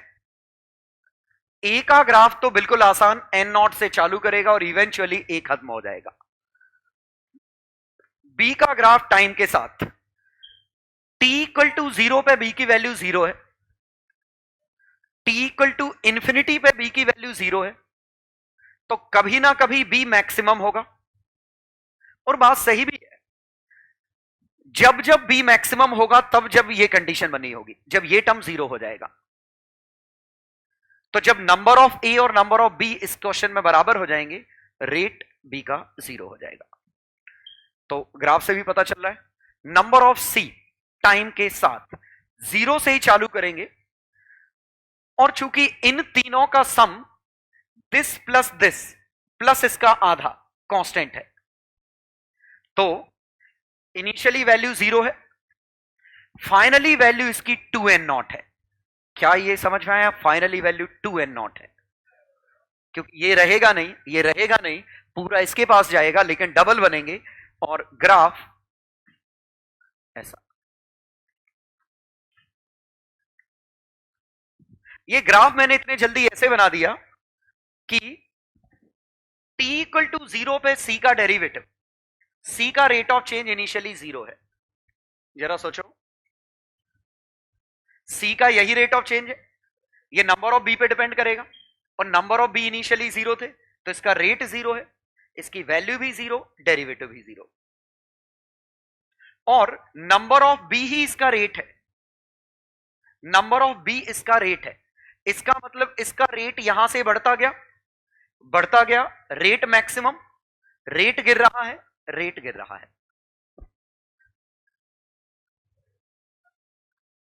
चलो तो क्वेश्चन कर दो कुछ। पेज 6 पे पैराग्राफ है एक, पेज 6 पे पैराग्राफ है 33, 34, 35, और दूसरा क्वेश्चन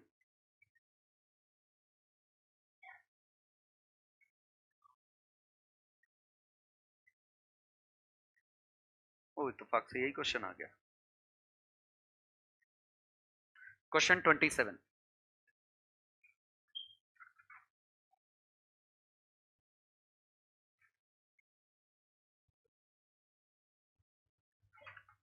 और तीसरा क्वेश्चन पेज 3 पे एक कॉम्प्रिहेंशन 2 करके लिखा है, सब्जेक्टिव है वो, 3 पार्ट है इसके। चलो, बीटा माइनस या बीटा प्लस हाफ लाइफ एक की कितनी है? Has a half life with 40% probability beta 20%, ठीक है, 40%, 20%, 40%, तो इसका लैम्डा या इसका लैम्डा बाय 2, इसका टॉ और बीटा माइनस बीटा प्लस के कैप्चर।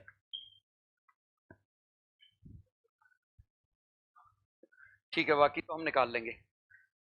किसी की हाफ लाइफ दी होगी, it is known that total half life है, क्या है टोटल हाफ लाइफ?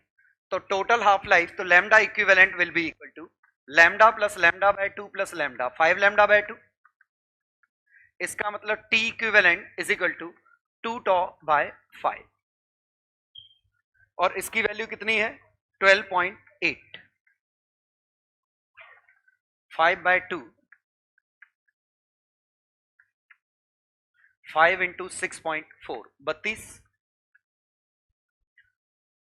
तो टॉ की वैल्यू 32, तो ये 32 और ये 64 और ये 32 और, चलो ये आंसर आ गया। अब क्या निकालना है? What is the half life of के कैप्चर बॉम्बे? तो सबसे पहले हमने प्रोबेबिलिटी के रेशियो में लैम्डा लिखा, उसका 1 में टॉ लिखा, टोटल टॉ को कंपेयर किया, तो पहले लैम्डा निकाला, टोटल टॉ इससे रेसिप्रोकल कर दिया, 2 टॉ बाय 5, 12.8 दिया है, तो टॉ की वैल्यू मिल गई।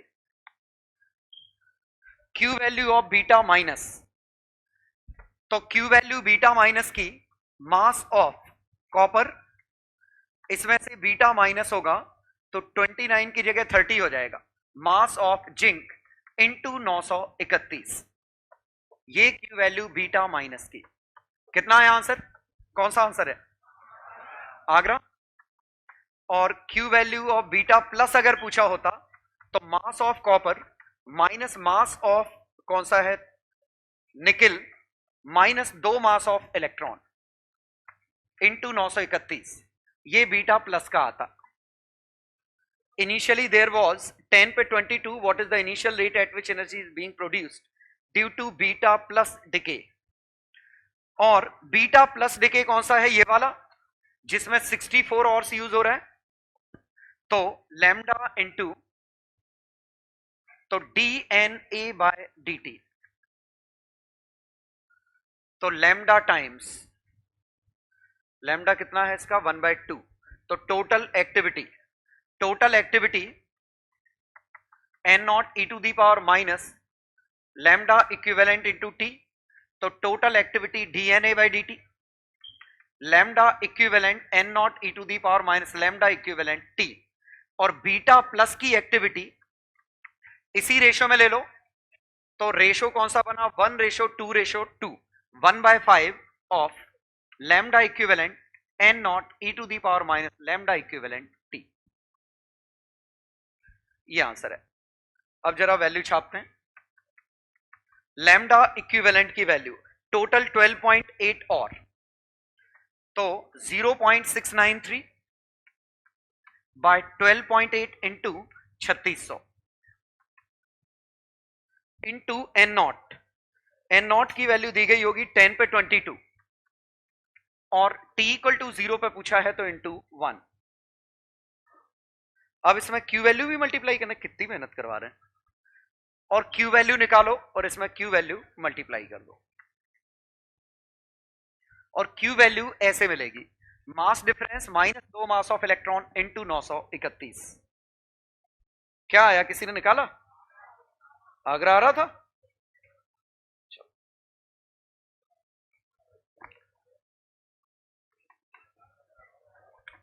और कौन सा क्वेश्चन था?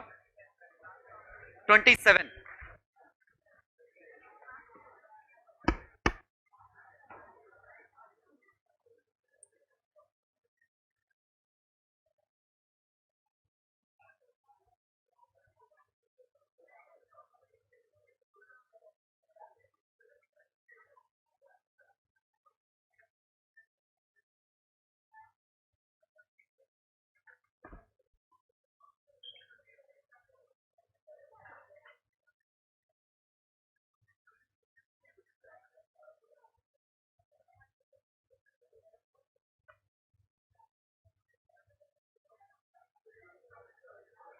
आंसर तो 3.2 इंटू 10 पे 3 है।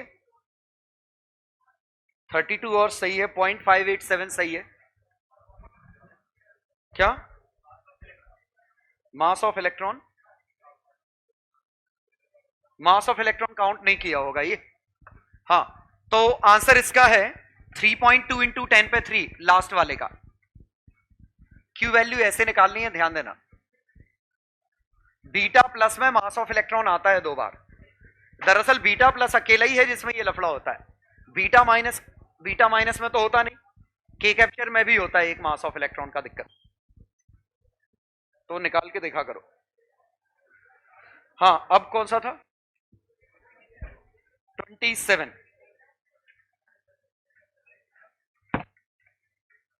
27 में ए से 2b बन रहा है, बी से 2c बन रहा है, 3c।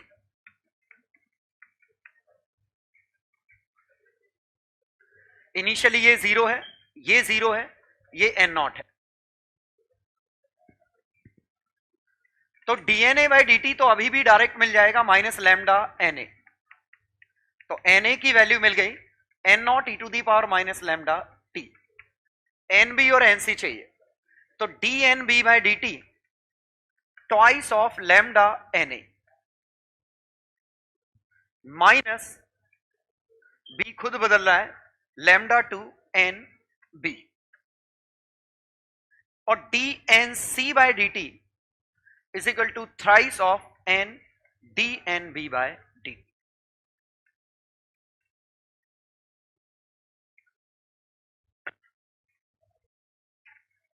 और ये लैम्डा 2, तो यहां से D N B by D T की वैल्यू चाहिए, तो 2 lambda 2 N not E to the power minus lambda 1 T lambda 2 N B.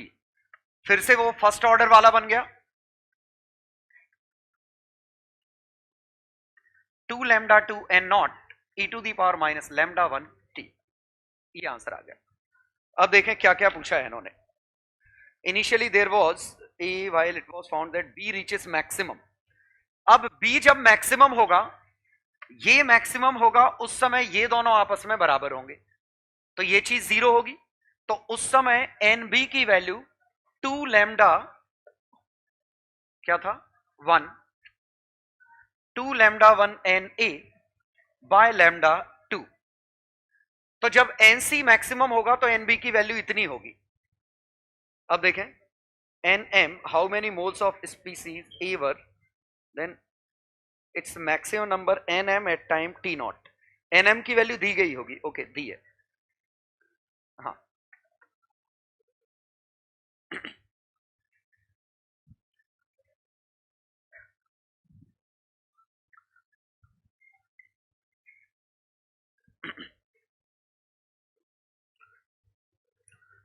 लेकिन इससे अकेले से काम चलेगा नहीं, क्योंकि एन बी की वैल्यू दे रखी है 2 lambda 1 by lambda 2, N A की वैल्यू नहीं पता, एन बी की वैल्यू कितनी है 2 मोल्स, एन ए की वैल्यू इस समय पे नहीं पता, और एन ए की वैल्यू क्या है N not E to the power minus lambda 1 T. एक इंफॉर्मेशन और चाहिए टी की, तो सॉल्व भी करना पड़ेगा। टी नॉट दिया है, अरे मजा आ गया फिर तो टी नॉट इसमें छाप दो, सिंप्लीफाई कर लो। अच्छी बात है टी नॉट गिवन है, अदरवाइज टी नॉट कैसे मिलता, बी का हम फंक्शन निकालते, इस डिफरेंशियल को सॉल्व करते एन बी का फंक्शन मिलता, डेरिवेटिव 0 करते, उससे टी का रूट मिल जाता। समझ गया ना।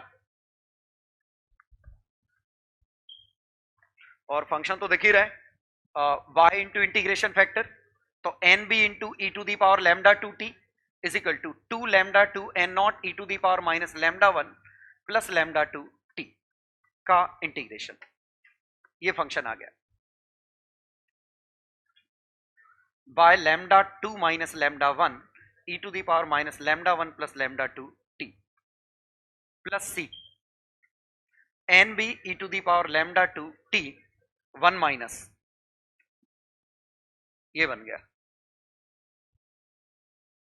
ये फंक्शन आ गया, ये नीचे ले जाओगे फंक्शन निकल आया, और मैक्सिमम मिनिमा के लिए सॉल्व कर दोगे आंसर आ जाएगा। चलो अब हम आ गए क्वेश्चन नंबर, पता नहीं सब पे सब हो गए। सीएमपी कौन सा, ओके जिस पे बीच में सीएमपी लिखा हुआ है, ओके आंसर दिए वैसे, हाँ लास्ट वाले में A converts to C after emitting 2 alpha और 1 beta, beta -1 0 alpha 2 4,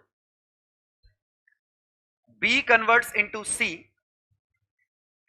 okay B converts into C after emitting 1 alpha and 5 beta, ये 3 बीटा,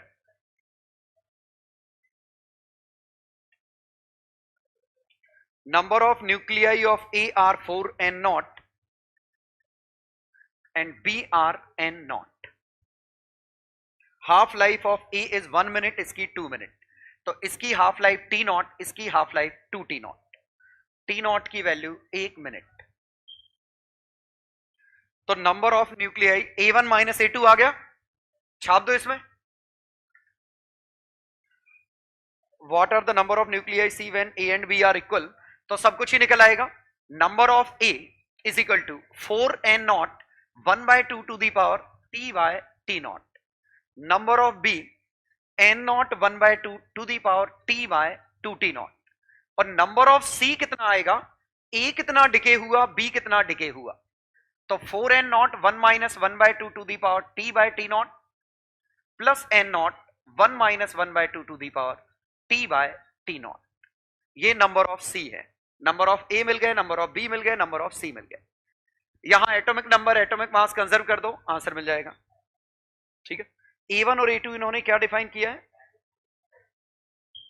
A1 A2 डिफाइन ही नहीं किया, ये बताना नहीं पड़ेगा A1 A2 क्या है, वो शायद एटॉमिक मास का नंबर होगा, मुझे ऐसा लग रहा है, इसका एटॉमिक मास A1 है, इसका एटॉमिक मास A2 है, इसका A है, इसका Z है, Z1 इसका Z2, A Z, क्योंकि ऐसा कुछ होगा। तो पहले ऊपर वाली चीज कंजर्व कर दी होगी, A1 equal to A0 plus 8 बस, और A2 equal to A plus 4। तो A1 माइनस A2 की वैल्यू 4 आ गई है। ऐसे ही एक नीचे Z1 वाला कंजर्व कर दोगे तो Z1 माइनस Z2 की वैल्यू आ जाएगी। Number of nuclei of C when A and B are equal, और A और B कब इक्वल थे, तो इनको इक्वल करें तो ये ऑलरेडी 4 गुना है, तो इसको हमें 4 गुना करना पड़ेगा। तो T की वैल्यू कितनी, 4T0,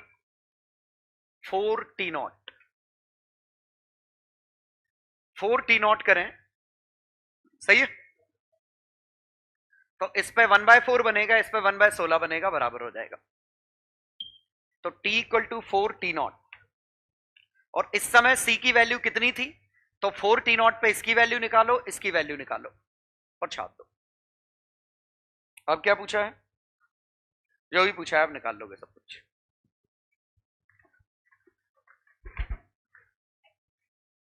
हाँ, तो ये बचे हुए क्वेश्चन इसके कल कर लीजिएगा। तो होमवर्क है इसके remaining question plus JEE corner. JEE corner में ढूंढ के करने पड़ेंगे न्यूक्लियर फिजिक्स।